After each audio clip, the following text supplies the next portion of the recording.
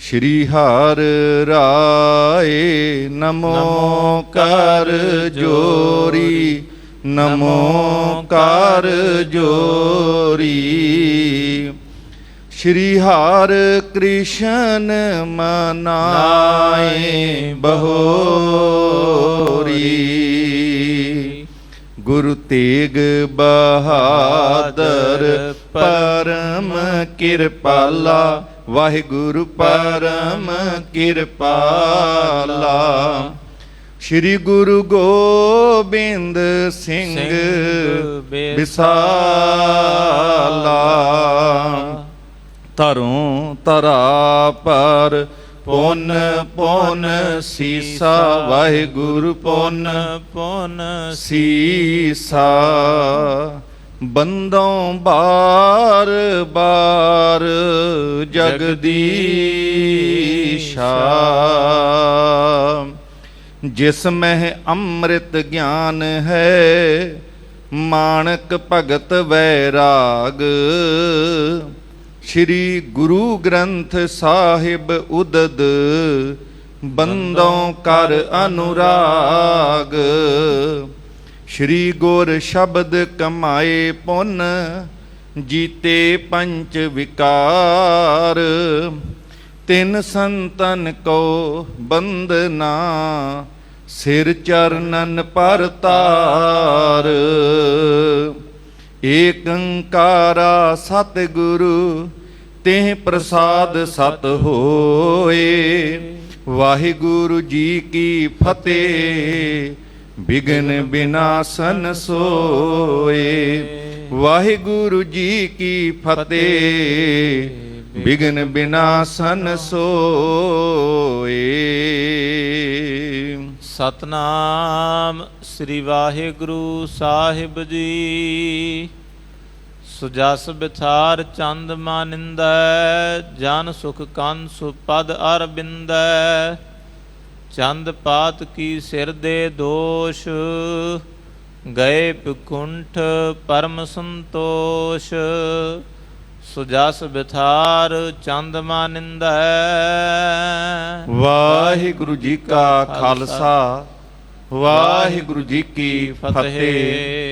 ਚਵਰ ਛਤਰ ਤਖਤ ਦੇ ਮਾਲਕ, ਧੰਨ ਧੰਨ ਸਾਹਿਬ ਸ੍ਰੀ ਗੁਰੂ ਗ੍ਰੰਥ ਸਾਹਿਬ ਮਹਾਰਾਜ ਸੱਚੇ ਪਾਤਸ਼ਾਹ ਜੀ ਦੀ ਮੁਬਾਰਕ ਗੋਦ ਦੇ ਅੰਦਰ ਦਿਨ ਦੇ ਚੌਥੇ ਪਹਿਰ ਗੁਰਦੁਆਰਾ ਮੰਜੀ ਸਾਹਿਬ ਦੀਵਾਨ ਹਾਲ ਸ੍ਰੀ ਅੰਮ੍ਰਿਤਸਰ ਸਾਹਿਬ ਵਿਖੇ ਹਾਜ਼ਰੀ ਭਰ ਰਹੀ ਸਤਿਗੁਰਾਂ ਦੀ ਸਾਜੀ ਨਿਵਾਜੀ ਸਤਿਕਾਰਯੋਗ ਸਾਧ ਸੰਗਤ, ਸਤਿਗੁਰਾਂ ਦੀ ਅਪਾਰ ਬਖਸ਼ਿਸ਼ ਹੋਈ ਹੈ ਜੋ ਧੰਨ ਧੰਨ ਸ੍ਰੀ ਗੁਰੂ ਰਾਮਦਾਸ ਪਾਤਸ਼ਾਹ ਮਹਾਰਾਜ ਜੀ ਦੇ ਪਾਵਨ ਅਸਥਾਨਾਂ ਦੀ ਹਾਜ਼ਰੀ ਭਰਦਿਆਂ ਹੋਇਆਂ ਸੱਚਖੰਡ ਸ੍ਰੀ ਹਰਿਮੰਦਰ ਸਾਹਿਬ ਵਿਖੇ ਨਤਮਸਤਕ ਹੋ ਕੇ ਅੰਮ੍ਰਿਤ ਸਰੋਵਰ ਦੇ ਇਸ਼ਨਾਨ ਕਰਕੇ ਅਤੇ ਉਪਰੰਤ ਗੁਰਦੁਆਰਾ ਮੰਜੀ ਸਾਹਿਬ ਦੀਵਾਨ ਹਾਲ ਵਿਖੇ ਧੰਨ ਧੰਨ ਸ੍ਰੀ ਗੁਰੂ ਅਰਜਨ ਦੇਵ ਮਹਾਰਾਜ ਜੀ ਦੀ ਬਖਸ਼ਿਸ਼ ਨਾਲ ਨਿਵਾਜੇ ਹੋਏ ਪਵਿੱਤਰ ਅਸਥਾਨਾਂ ਦੀ ਹਾਜ਼ਰੀ ਭਰਦਿਆਂ ਹੋਇਆਂ ਬੜੇ ਪਿਆਰ ਦੇ ਨਾਲ ਗੁਰਬਾਣੀ ਦਾ ਕੀਰਤਨ ਆਪ ਜੀ ਸਰਵਣ ਕਰ ਰਹੇ ਸੋ ਸਾਧ ਸੰਗਤ, ਹੁਣ ਸਮਾਂ ਹੈ ਪਾਵਨ ਗੁਰ ਇਤਿਹਾਸ ਦੀ ਲੜੀਵਾਰ ਕਥਾ ਵਿਚਾਰ ਦੇ ਨਾਲ ਜੁੜਨ ਦਾ। ਜੋ ਪ੍ਰਸੰਗ ਆਪ ਜੀ ਸਰਵਣ ਕਰ ਰਹੇ ਸੋ ਸ਼੍ਰੀ ਗੁਰਪ੍ਰਤਾਪ ਸੂਰਜ ਗ੍ਰੰਥ ਮਹਾਕਵੀ ਸੰਤੋਖ ਸਿੰਘ ਜੀ ਚੂੜਾਮਣੀ ਲਿਖਤ, ਜਿਨ੍ਹਾਂ ਵੱਲੋਂ ਸਤਿਗੁਰੂ ਧੰਨ ਧੰਨ ਸ੍ਰੀ ਗੁਰੂ ਅਰਜਨ ਦੇਵ ਜੀ ਮਹਾਰਾਜ ਬਾਣੀ ਕੇ ਬੋਹਿਤ ਸੱਚਖੰਡ ਸ੍ਰੀ ਹਰਿਮੰਦਰ ਸਾਹਿਬ ਦੇ ਉਸਰਈਏ ਸ਼ਹੀਦਾਂ ਦੇ ਸਰਤਾਜ ਪ੍ਰਤੱਖ ਹਰ ਸਤਿਗੁਰੂ ਪਾਤਸ਼ਾਹ ਮਹਾਰਾਜ, ਉਹਨਾਂ ਦੀ ਸ਼ਹਾਦਤ ਤੋਂ ਉਪਰੰਤ ਜਿਵੇਂ 5 ਸਿੱਖ ਸ੍ਰੀ ਅੰਮ੍ਰਿਤਸਰ ਸਾਹਿਬ ਦੀ ਧਰਤੀ ਤੇ ਆਏ ਸਨ, ਸੋਗ ਕਰਦੀਆਂ ਸੰਗਤਾਂ ਨੂੰ ਬਾਬਾ ਬੁੱਢਾ ਸਾਹਿਬ ਬੜੇ ਪਿਆਰ ਦੇ ਨਾਲ ਗੁਰਬਾਣੀ ਦੇ ਉਪਦੇਸ਼ਾਂ ਦੇ ਰਾਹੀਂ ਭਾਣਾ ਮੰਨਣ ਦਾ ਤਰੀਕਾ ਸਮਝਾਉਂਦੇ ਹਨ। ਉੱਥੇ ਸਾਰੇ ਸਿੱਖਾਂ ਨੇ ਇੱਕ ਇੱਕ ਪੱਖ ਦੱਸਿਆ ਕਿ ਗੁਰੂ ਅਰਜਨ ਸਾਹਿਬ ਮਹਾਰਾਜ ਜੀ ਨੇ ਸਰੀਰਕ ਚੋਲਾ ਤਿਆਗਣ ਲੱਗਿਆਂ ਇਸ ਤਰੀਕੇ ਦੇ ਕਾਰਜ ਕਰਨ ਵਾਸਤੇ ਕਿਹਾ ਹੈ। ਸੋ ਇਸ ਤਰੀਕੇ ਨਾਲ ਜਿੱਥੇ ਮਾਤਾ ਗੰਗਾ ਜੀ ਬਾਣੀ ਨਾਲ ਜੋੜ ਕਰਕੇ ਬਾਬਾ ਬੁੱਢਾ ਸਾਹਿਬ ਉਹਨਾਂ ਨੂੰ ਵੀ ਬੜੇ ਪਿਆਰ ਨਾਲ ਸਮਝਾਉਂਦੇ ਹੈ, ਵੱਡੇ ਨੇ ਸਤਿਕਾਰ ਕਰਦੇ ਹੈ, ਤੇ ਮਾਤਾ ਸਰੂਪ ਨੇ ਤੇ 100 ਸਾਲ ਦੀ ਉਮਰ ਦੇ ਵਿੱਚ ਬਾਬਾ ਬੁੱਢਾ ਸਾਹਿਬ ਸਾਰਿਆਂ ਨੂੰ ਬਾਣੀ ਦਾ ਉਪਦੇਸ਼ ਦਿੰਦੇ ਹੈ ਤੇ ਬਾਣੀ ਨਾਲ ਜੋੜ ਕਰਕੇ ਭਾਣਾ ਮੰਨਣ ਦਾ ਵੱਲ ਸਿਖਾਉਂਦੇ। ਇੱਧਰ ਖਡੂਰ ਸਾਹਿਬ ਦੀ ਧਰਤੀ, ਗੋਇੰਦਵਾਲ ਸਾਹਿਬ ਦੀ ਧਰਤੀ, ਮਊ ਪਿੰਡ ਜਿਹੜਾ ਫਿਲੌਰ ਨੇੜੇ ਹੈ, ਜਿਹੜਾ ਮਾਤਾ ਗੰਗਾ ਜੀ ਦਾ ਪੇਕਾ ਪਰਿਵਾਰ ਜਿੱਥੇ ਰਹਿੰਦਾ ਹੈ। ਇਸੇ ਤਰ੍ਹਾਂ ਡੱਲੇ ਪਿੰਡ ਜਿਹੜਾ ਸੁਲਤਾਨਪੁਰ ਲੋਧੀ ਦੇ ਬਿਲਕੁਲ ਨੇੜੇ ਅਸਥਾਨ ਹੈ। ਜਿਹੜੀਆਂ ਸੰਗਤਾਂ ਸੁਲਤਾਨਪੁਰ ਲੋਧੀ ਗੁਰੂ ਨਾਨਕ ਸਾਹਿਬ ਦੇ ਪਾਵਨ ਸਥਾਨਾਂ ਦੇ ਦਰਸ਼ਨ ਕਰਨ ਜਾਂਦੀਆਂ ਨੇ, ਉਹਦੇ ਬਿਲਕੁਲ ਨੇੜੇ ਹੀ ਅਸਥਾਨ ਹੈ ਡੱਲਾ ਪਿੰਡ। ਇਹ ਡੱਲਾ ਪਿੰਡ ਭਾਈ ਪਾਰੋ ਜੁਲਕਾ ਜੀ ਦਾ ਪਿੰਡ ਹੈ। ਇੱਥੇ ਹੀ 6ਵੇਂ ਪਾਤਸ਼ਾਹ ਜੀ ਦੀ ਬਰਾਤ ਗਈ ਸੀ ਤੇ ਮਾਤਾ ਦਮੋਦਰੀ ਜੀ ਦੇ ਨਾਲ ਆਨੰਦ ਕਾਰਜ ਹੋਇਆ। ਇਸ ਡੱਲੇ ਪਿੰਡ ਦੀਆਂ ਸੰਗਤਾਂ ਤੱਕ ਖਬਰ ਪਹੁੰਚਦੀ। ਜਿੱਥੇ ਜਿੱਥੇ ਦੇਸ਼ ਵਿਦੇਸ਼ ਵਿੱਚ ਸਿੱਖ ਸੰਗਤਾਂ ਰਹਿੰਦੀਆਂ ਨੇ, ਉਹਨਾਂ ਨੂੰ ਜਿਉਂ-ਜਿਉਂ ਖਬਰ ਮਿਲਦੀ ਹੈ ਕਿ 5ਵੇਂ ਪਾਤਸ਼ਾਹ ਮਹਾਰਾਜ ਜੀ ਸ਼ਹੀਦ ਹੋ ਗਏ ਨੇ, ਜੋਤੀ ਜੋਤ ਰਲੀ, ਸੰਪੂਰਨ ਥੀਆ ਰਾਮ, ਇੱਕ ਇੱਕ ਖਬਰ ਮਿਲਦਿਆਂ ਸਾਰ ਜਿਹਨੂੰ ਵੀ ਪਤਾ ਲੱਗਦਾ ਹੈ, ਵੈਰਾਗੀ ਹਿਰਦੇ ਸ਼੍ਰੀ ਅੰਮ੍ਰਿਤਸਰ ਸਾਹਿਬ ਦੀ ਧਰਤੀ ਤੇ ਇਕੱਤਰ ਹੋਣ ਲੱਗ ਪੈਂਦੇ ਨੇ। ਜਿੱਥੇ ਗੋਇੰਦਵਾਲ ਸਾਹਿਬ ਤੇ ਵੱਖ-ਵੱਖ ਸਥਾਨਾਂ ਤੇ ਜਿਹੜੇ ਗੁਰੂ ਕੇ ਰਿਸ਼ਤੇਦਾਰ ਪਰਿਵਾਰ ਰਹਿੰਦੇ ਨੇ, ਉਹ ਬੀਬੀਆਂ ਜਦੋਂ ਆ ਕੇ ਮਾਤਾ ਗੰਗਾ ਜੀ ਨੂੰ ਮਿਲਦੀਆਂ ਨੇ ਤੇ ਮਾਤਾ ਗੰਗਾ ਜੀ ਦੇ ਕੋਲ ਆ ਕਰਕੇ ਉਹ ਵਿਰਲਾਪ ਕਰਦੀਆਂ ਨੇ। ਪਰ ਧੰਨ ਹਨ ਮਾਤਾ ਗੰਗਾ ਜੀ, ਜਿਹੜੇ ਉਹਨਾਂ ਬੀਬੀਆਂ ਨੂੰ ਵੀ ਭਾਣਾ ਮੰਨਣ ਦਾ ਤਰੀਕਾ ਸਮਝਾਉਂਦੇ ਹਨ। ਚਾਹੀਦਾ ਤੇ ਇਹ ਸੀ ਕਿ ਉਹ ਬੀਬੀਆਂ ਆ ਕੇ ਮਾਤਾ ਗੰਗਾ ਜੀ ਨੂੰ ਹੌਸਲਾ ਦਿੰਦੀਆਂ, ਪਰ ਧੰਨ ਹਨ ਮਾਤਾ ਗੰਗਾ ਜੀ। ਇੱਕ ਵਾਰ ਸਾਰੇ ਪਿਆਰ ਨਾਲ ਆਖੀਏ, ਧੰਨ ਧੰਨ ਮਾਤਾ ਗੰਗਾ ਜੀ। ਗੁਰੂ ਅਰਜਨ ਸਾਹਿਬ ਮਹਾਰਾਜ ਦੇ ਮਹਿਲ ਨੇ ਤੇ ਸ੍ਰੀ ਗੁਰੂ ਹਰਗੋਬਿੰਦ ਸਾਹਿਬ ਮਹਾਰਾਜ ਦੇ ਸਤਿਕਾਰਯੋਗ ਮਾਤਾ। ਸਾਰਾ ਜਗਤ ਉਹਨਾਂ ਨੂੰ ਮਾਤਾ ਕਹਿ ਕੇ ਸਤਿਕਾਰ ਦਿੰਦਾ ਹੈ, ਮਾਣ ਕਰਦਾ ਹੈ। ਐਸੇ ਮਹਾਨ ਮਾਤਾ ਗੰਗਾ ਜੀ ਉਹ ਸਾਰਿਆਂ ਨੂੰ ਧੀਰਜ ਦਿੰਦੇ ਆ, ਸਾਰਿਆਂ ਨੂੰ ਹੌਸਲਾ ਬਖਸ਼ਿਸ਼ ਕਰਦੇ ਆ ਕਿ ਇਹ ਸਤਿਗੁਰੂ ਪਾਤਸ਼ਾਹ ਮਹਾਰਾਜ ਉਹ ਤੇ ਆਪਣੀ ਇੱਛਾ ਦੇ ਅਨੁਸਾਰ ਸੰਸਾਰ ਦੇ ਵਿੱਚ ਆਏ, ਇੱਛਾ ਅਨੁਸਾਰ ਸਰੀਰਕ ਚੋਲਾ ਉਹਨਾਂ ਨੇ ਤਿਆਗ ਦਿੱਤਾ। ਉਹ ਜਨਮ ਮਰਨ ਦੂਹੂ ਮੈਂ ਨਾਹੀ, ਜਨ ਪਰਉਪਕਾਰੀ ਆਏ, ਜੀ ਦਾਨ ਦੇ ਭਗਤੀ ਲਾਇਨ, ਹਰ ਸਿਉ ਲੈਨ ਮਿਲਾਏ ਦੀ ਉਹਨਾਂ ਦੀ ਅਵਸਥਾ ਹੈ। ਉਹ ਆਪਣੇ ਸੇਵਕਾਂ ਨੂੰ ਸੁੱਖ ਦੇਣ ਵਾਲੇ ਹਨ, ਮੁਕਤੀ ਬਖਸ਼ਣ ਵਾਲੇ ਨੇ, ਜਗਤ ਦੇ ਝਗੜੇ ਤੇ ਕਲੇਸ਼ ਨਿਪਟਾਉਣ ਵਾਲੇ ਨੇ। ਇਸ ਤਰ੍ਹਾਂ ਗੁਰੂ ਅਰਜਨ ਸਾਹਿਬ ਦੀ ਵਡਿਆਈ ਦੱਸਦਿਆਂ ਹੋਇਆਂ ਜਿਵੇਂ ਉਹਨਾਂ ਬੀਬੀਆਂ ਨੂੰ ਹੌਸਲਾ ਦੇ ਰਹੇ ਨੇ, ਜਿਵੇਂ ਸ਼੍ਰੀ ਅੰਮ੍ਰਿਤਸਰ ਸਾਹਿਬ ਦੀ ਧਰਤੀ ਤੇ ਇਸ ਅਸਥਾਨ ਦੇ ਉੱਪਰ ਗੁਰਬਾਣੀ ਦੇ ਪ੍ਰਵਾਹ ਚੱਲਦੇ ਨੇ, ਕਿਵੇਂ ਗੁਰਮਰਿਆਦਾ ਜਿਹੜੀ ਹੈ ਸ਼੍ਰੀ ਗੁਰੂ ਅਰਜਨ ਸਾਹਿਬ ਜੀ ਦੀ ਸ਼ਹੀਦੀ ਤੋਂ ਬਾਅਦ ਇੱਥੇ ਨਿਭਾਈ ਜਾਂਦੀ ਹੈ, ਕਿਵੇਂ ਦਸਤਾਰਬੰਦੀ ਹੁੰਦੀ ਹੈ। ਇਹ ਸਾਰੇ ਪ੍ਰਸੰਗ ਸਾਰੀ ਸੰਗਤ ਨੇ ਅੱਜ ਬੜੇ ਪਿਆਰ ਨਾਲ ਸਰਵਣ ਕਰਨੇ ਹੈ। ਆਓ ਮਨ ਬਿਰਤੀਆਂ ਗੁਰੂ ਕੇ ਚਰਨਾਂ ਵਿੱਚ ਟਿਕਾਈਏ ਤੇ ਰਸਨਾ ਤੋਂ ਪਿਆਰ ਨਾਲ ਉਚਾਰਨ ਕਰੋ ਜੀ। ਸਤਨਾਮ ਸ਼੍ਰੀ ਵਾਹਿਗੁਰੂ ਸਾਹਿਬ ਜੀ। ਸਤਨਾਮ ਸ੍ਰੀ ਵਾਹਿਗੁਰੂ ਸਾਹਿਬ ਜੀ। ਸੁਜਸ ਬਿਥਾਰ ਚੰਦ ਮਾਨਿੰਦੈ। ਕਿ ਸਤਿਗੁਰੂ ਪਾਤਸ਼ਾਹ ਮਹਾਰਾਜ ਜੀ ਦੇ ਜਸ ਦਾ ਵਿਸਤਾਰ, ਜਿਹੜਾ ਚੰਦਰਮਾ ਵਾਂਗੂ ਸਾਰਿਆਂ ਨੂੰ ਸ਼ੀਤਲਤਾ ਦੇਣ ਵਾਲਾ, ਸਾਰੇ ਪਾਸੇ ਪਸਰਿਆ ਹੋਇਆ ਹੈ। ਜਨ ਸੁਖ ਕੰਦ ਸੁਪੰਦ ਪਦ ਅਰਬਿੰਦੈ। ਮਾਤਾ ਗੰਗਾ ਜੀ ਸਾਰਿਆਂ ਨੂੰ ਸਮਝਾਉਂਦੇ ਨੇ ਕਿ ਜਿਨ੍ਹਾਂ ਦਾ ਵੀ ਗੁਰੂ ਕੇ ਕਮਲ ਵਰਗੇ ਚਰਨਾਂ ਦੇ ਨਾਲ ਪ੍ਰੇਮ ਹੈ। ਕਮਲ ਸ਼ਬਦ ਬਾਣੀ 'ਚ ਬਹੁਤ ਵਾਰ ਗੁਰੂ ਕੇ ਚਰਨਾਂ ਵਾਸਤੇ ਵਰਤਿਆ। ਕਮਲ ਸ਼ਬਦ ਨਿਰਲੇਪਤਾ ਦਾ ਪ੍ਰਤੀਕ ਹੋਇਆ ਕਰਦਾ ਹੈ ਸਾਧ ਸੰਗਤ। ਜਿਵੇਂ ਚਿੱਕੜ ਵਿੱਚ ਕਮਲ ਦਾ ਫੁੱਲ ਚਿੱਕੜ ਤੋਂ, ਪਾਣੀ ਤੋਂ ਆਪਣੇ ਆਪ ਨੂੰ ਨਿਰਲੇਪ ਰੱਖਦਾ ਹੈ, ਇਸੇ ਤਰ੍ਹਾਂ ਸੰਸਾਰ ਦੇ ਵਿੱਚ ਰਹਿ ਕੇ ਸਤਿਗੁਰੂ ਪਾਤਸ਼ਾਹ ਮਹਾਰਾਜ ਸੰਸਾਰ ਦੇ ਮਾਇਆ ਮੋਹ ਤੋਂ ਨਿਰਲੇਪ ਰਹੇ ਨੇ। ਤੇ ਸਾਨੂੰ ਵੀ ਗੁਰੂ ਨਾਨਕ ਦੇ ਘਰ ਨੇ, ਜੈਸੇ ਜਲ ਮੈਂ ਕਮਲ ਨਿਰਾਲਮ, ਮੁਰਗਾਈ ਨਹਿ ਸਾਣੇ, ਸੁਰਤ ਸ਼ਬਦ ਭਵ ਸਾਗਰ ਤਰੀਐ, ਨਾਨਕ ਨਾਮ ਵਖਾਣੇ। ਕਮਲ ਵਰਗੀ ਬਿਰਤੀ ਧਾਰਨ ਕਰਕੇ ਸੰਸਾਰ ਦੇ ਵਿੱਚ ਰਹਿ ਕੇ, ਪਰਿਵਾਰ ਵਿੱਚ ਰਹਿ ਕੇ ਨਿਰਲੇਪ ਰਹਿਣ ਦਾ ਵੱਲ ਸਿਖਾਇਆ ਹੈ। ਜਿਵੇਂ ਕਮਲ ਨਿਰਲੇਪ ਰਹਿੰਦਾ ਹੈ, ਇਵੇਂ ਨਿਰਲੇਪ ਰਹਿਣਾ ਗੁਰੂ ਕੋ ਸਿੱਖੀ ਦਾ ਹੈ। ਤੇ ਸਤਿਗੁਰੂ ਪਾਤਸ਼ਾਹ ਨਿਰਲੇਪ ਨੇ ਮਾਇਆ ਮੋਹ ਵਿਕਾਰਾਂ ਤੋਂ। ਇਸ ਕਰਕੇ ਉਹਨਾਂ ਦੇ ਚਰਨਾਂ ਦੀ ਗੱਲ ਗੁਰੂ ਕੀ ਉਸਤਤ ਕਮਲ ਦੇ ਰਾਹੀਂ ਕੀਤੀ ਜਾਂਦੀ। ਕਮਲ ਵਰਗੇ ਜਿਹੜੇ ਸਤਿਗੁਰਾਂ ਦੇ ਚਰਨ ਨੇ, ਉਹਨਾਂ ਦੇ ਨਾਲ ਪ੍ਰੇਮ ਕਰਨ ਵਾਲੇ ਸਿੱਖ ਜਿਹੜੇ ਹਨ, ਉਹਨਾਂ ਦੇ ਚਰਨਾਂ ਨਾਲ ਜੁੜ ਕਰਕੇ ਸੁੱਖ ਮਾਣਦੇ ਹਨ। ਚੰਦ ਪਾਤ ਕੀ ਸਿਰ ਦੇ ਦੋਸ਼। ਸਾਰੇ ਜਾਣੇ ਚੰਦੂ ਪਾਪੀ ਨੂੰ ਦੋਸ਼ ਦਿੰਦੇ ਨੇ ਕਿ ਇਹਨੇ ਵੱਡਾ ਕਹਿਰ ਕਮਾਇਆ ਹੈ। ਗਏ ਪਕੁੰਠ ਪਰਮ ਸੰਤੋਸ਼। ਕਿ ਸਤਿਗੁਰੂ ਪਾਤਸ਼ਾਹ ਮਹਾਰਾਜ ਤੇ ਸੱਚਖੰਡ ਆਪਣੇ ਘਰ ਗਏ ਹਨ। ਤੇ ਜਿਹੜੇ ਆਪਣੇ ਘਰ ਗਏ ਹੁਣ ਸੰਤ ਮੋਏ ਕਿਆ ਰੋਈ ਹੈ, ਜੋ ਆਪਣੇ ਗ੍ਰਹਿ ਜਾਏ, ਰੋਵੋ ਸਾਕਤ ਬਾਪਰੇ ਜੋ ਹਾਟੇ ਹਾਟ ਬਕਾਏ। ਉਹ ਪਰਮ ਸੰਤੋਸ਼ ਦੇ ਧਾਰਨੀ ਸਤਿਗੁਰੂ ਗੁਣਾਂ ਦਾ ਸਾਗਰ ਹਨ। ਭਲਿਆਨ ਤੇਹਨ ਕੁਲ ਕੀ ਦਾਰਾ। ਇਸ ਤਰ੍ਹਾਂ ਭੱਲਿਆਂ ਦੇ ਪਰਿਵਾਰ ਦੇ ਵਿੱਚੋਂ ਬਾਬਾ ਮੋਹਨ ਜੀ ਆਦਿਕ, ਬਾਬਾ ਮੋਹਰੀ ਜੀ ਆਦਿਕ ਉਹਨਾਂ ਦੀਆਂ ਇਸਤਰੀਆਂ ਪਰਿਵਾਰ ਹੈ। ਇਸੇ ਤਰ੍ਹਾਂ ਤ੍ਰੇਹਣ ਕੁਲ ਪਰਿਵਾਰ ਬਾਬਾ ਦਾਤੂ ਜੀ ਉਹਨਾਂ ਦੀਆਂ ਇਸਤਰੀਆਂ ਆਦਿਕ। ਸੁਨ ਸੁਨ ਸਭਨ ਸੁਜਸ ਉਚਾਰਾ। ਮਾਤਾ ਗੰਗਾ ਜੀ ਕੋਲੋਂ ਭਾਣਾ ਮੰਨਣ ਦੀ ਵਡਿਆਈ ਸੁਣ ਕਰਕੇ, ਗੁਰੂ ਕੀ ਸਿਫਤ ਸੁਣ ਕੇ ਸਾਰੇ ਹੀ ਗੁਰੂ ਅਰਜਨ ਸਾਹਿਬ ਦੀਆਂ ਸਿਫਤਾਂ ਕਰਦੇ ਹਨ।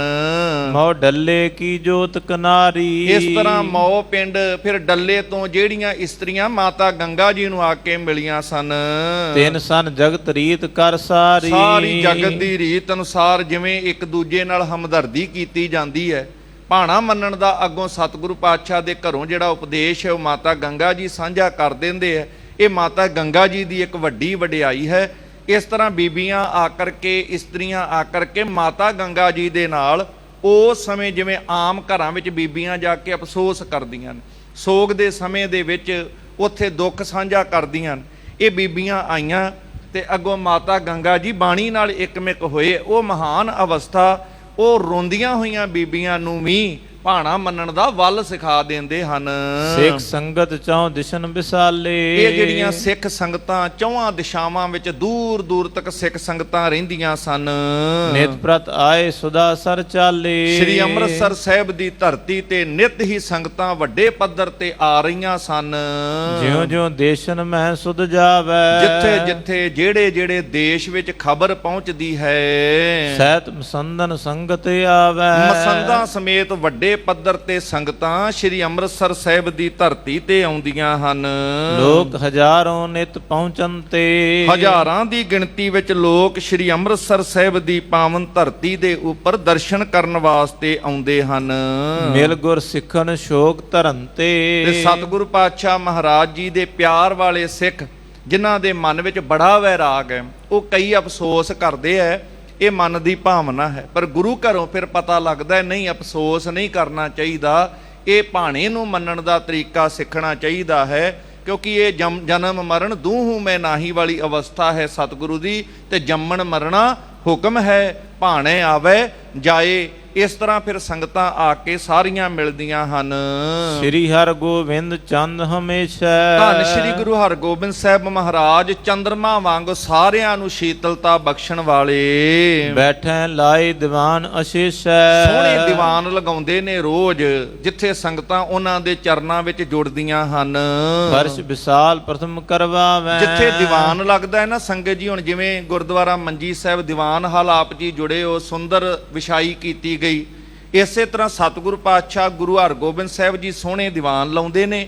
ਪਹਿਲਾਂ ਸੋਹਣੇ ਫਰਸ਼ ਦੇ ਉੱਪਰ ਵਧੀਆ ਵਿਛਾਈ ਕਰਵਾਈ ਜਾਂਦੀ ਹੈ। ਆਏ ਆਏ ਤਹ ਬੈਠਤ ਜਾਵੇਂ। ਸੰਗਤਾਂ ਆ ਕੇ ਫਿਰ ਉਸ ਵਿਛਾਈ ਦੇ ਉੱਪਰ ਦੀਵਾਨ ਦੇ ਵਿੱਚ ਬੈਠਦੀਆਂ ਹਨ। ਦੇਗ ਅਤੋਟ ਹੋਤ ਦਿਨ ਸਾਰੇ। ਜਿੱਥੇ ਸੰਗਤਾਂ ਦੀਵਾਨ ਵਿੱਚ ਜੁੜਦੀਆਂ ਨੇ, ਨਾਲ ਲੰਗਰ ਦੇ ਵੀ ਪ੍ਰਵਾਹ ਚੱਲਦੇ ਨੇ। ਨਿਤ ਇਹ ਬਿਨਾਂ ਅਤੁੱਟ ਲੰਗਰ ਵਰਤਦੇ ਹਨ। ਜਬ ਕੋ ਚਾਹੇ ਕਰੇ ਆਹਾਰੇ। ਇਹ ਨਹੀਂ ਕਿ ਕੋਈ ਸਮਾਂ ਹੈ ਜਦੋਂ ਕਿਸੇ ਦਾ ਜੀ ਕਰਦਾ, ਭੁੱਖ ਲੱਗਦੀ ਹੈ ਜਿਹਨੂੰ, ਜਿਸ ਵੇਲੇ ਉਸ ਵਕਤ ਉਹ ਲੰਗਰ ਵਿੱਚ ਜਾ ਕੇ ਪ੍ਰਸ਼ਾਦਾ ਛਕ ਲੈਂਦਾ। ਜਿਵੇਂ ਹੁਣ ਗੁਰੂ ਰਾਮਦਾਸ ਪਾਤਸ਼ਾਹ ਦੇ ਦਰਬਾਰ ਤੇ ਜਿੱਥੇ ਇਹ ਲੰਗਰ ਚੱਲਦੇ ਨੇ, 24 ਘੰਟੇ ਹਰ ਵੇਲੇ ਅਤੁੱਟ ਲੰਗਰ ਵਰਤਾ। ਭਾਵੇਂ ਰਾਤ ਚਲੇ ਜੇ, ਕੋਈ ਦਿਨੇ ਚਲੇ ਜੇ, ਸਵੇਰੇ ਸਵੇਰੇ ਚਲੇ ਜੇ, ਦੁਪਹਿਰੇ ਸ਼ਾਮੀ ਜਦੋਂ ਵੀ ਜਾਵੇ, ਇਹ ਲੰਗਰ ਦੇ ਪ੍ਰਵਾਹ ਚੱਲਦੇ ਰਹਿੰਦੇ। ਉਦੋਂ ਵੀ ਇਸੇ ਤਰ੍ਹਾਂ ਕਹਿੰਦੇ ਪ੍ਰਵਾਹ ਚੱਲਦੇ ਸੀ। ਜਦੋਂ ਵੀ ਕੋਈ ਜਾਵੇ ਉਦੋਂ ਹੀ ਪ੍ਰਸ਼ਾਦਾ ਪਾਣੀ ਛਕ ਲੈਂਦਾ ਸੀ। ਮਾਨਵ ਬ੍ਰਿੰਦ ਕਾਰ ਕੋ ਕਰੈ। ਬਹੁਤ ਸਾਰੇ ਸਿੱਖ ਸੰਗਤ ਵੱਡੇ ਕਾਰਜ ਨੇ, ਕਿਉਂਕਿ ਸੰਗਤਾਂ ਵੱਡੀਆਂ ਨੇ ਤੇ ਸੇਵਾ ਵੀ ਫਿਰ ਵੱਡੀ। ਬਹੁਤ ਸੰਗਤਾਂ ਸੇਵਾ ਕਰ ਰਹੀਆਂ ਨੇ, ਪ੍ਰਬੰਧ ਵੇਖ ਰਹੀਆਂ ਹਨ। ਅਦਕ ਸਮਾਜ ਨਿਤਾ ਪ੍ਰਤ ਧਰੈ। ਬਹੁਤ ਸਾਰਾ ਸਮਾਨ ਭੇਟਾਵਾਂ ਲਿਆ ਕੇ ਸਤਿਗੁਰਾਂ ਦੇ ਚਰਨਾਂ ਵਿੱਚ ਸੰਗਤਾਂ ਅਰਪਣ ਕਰਦੀਆਂ ਹਨ।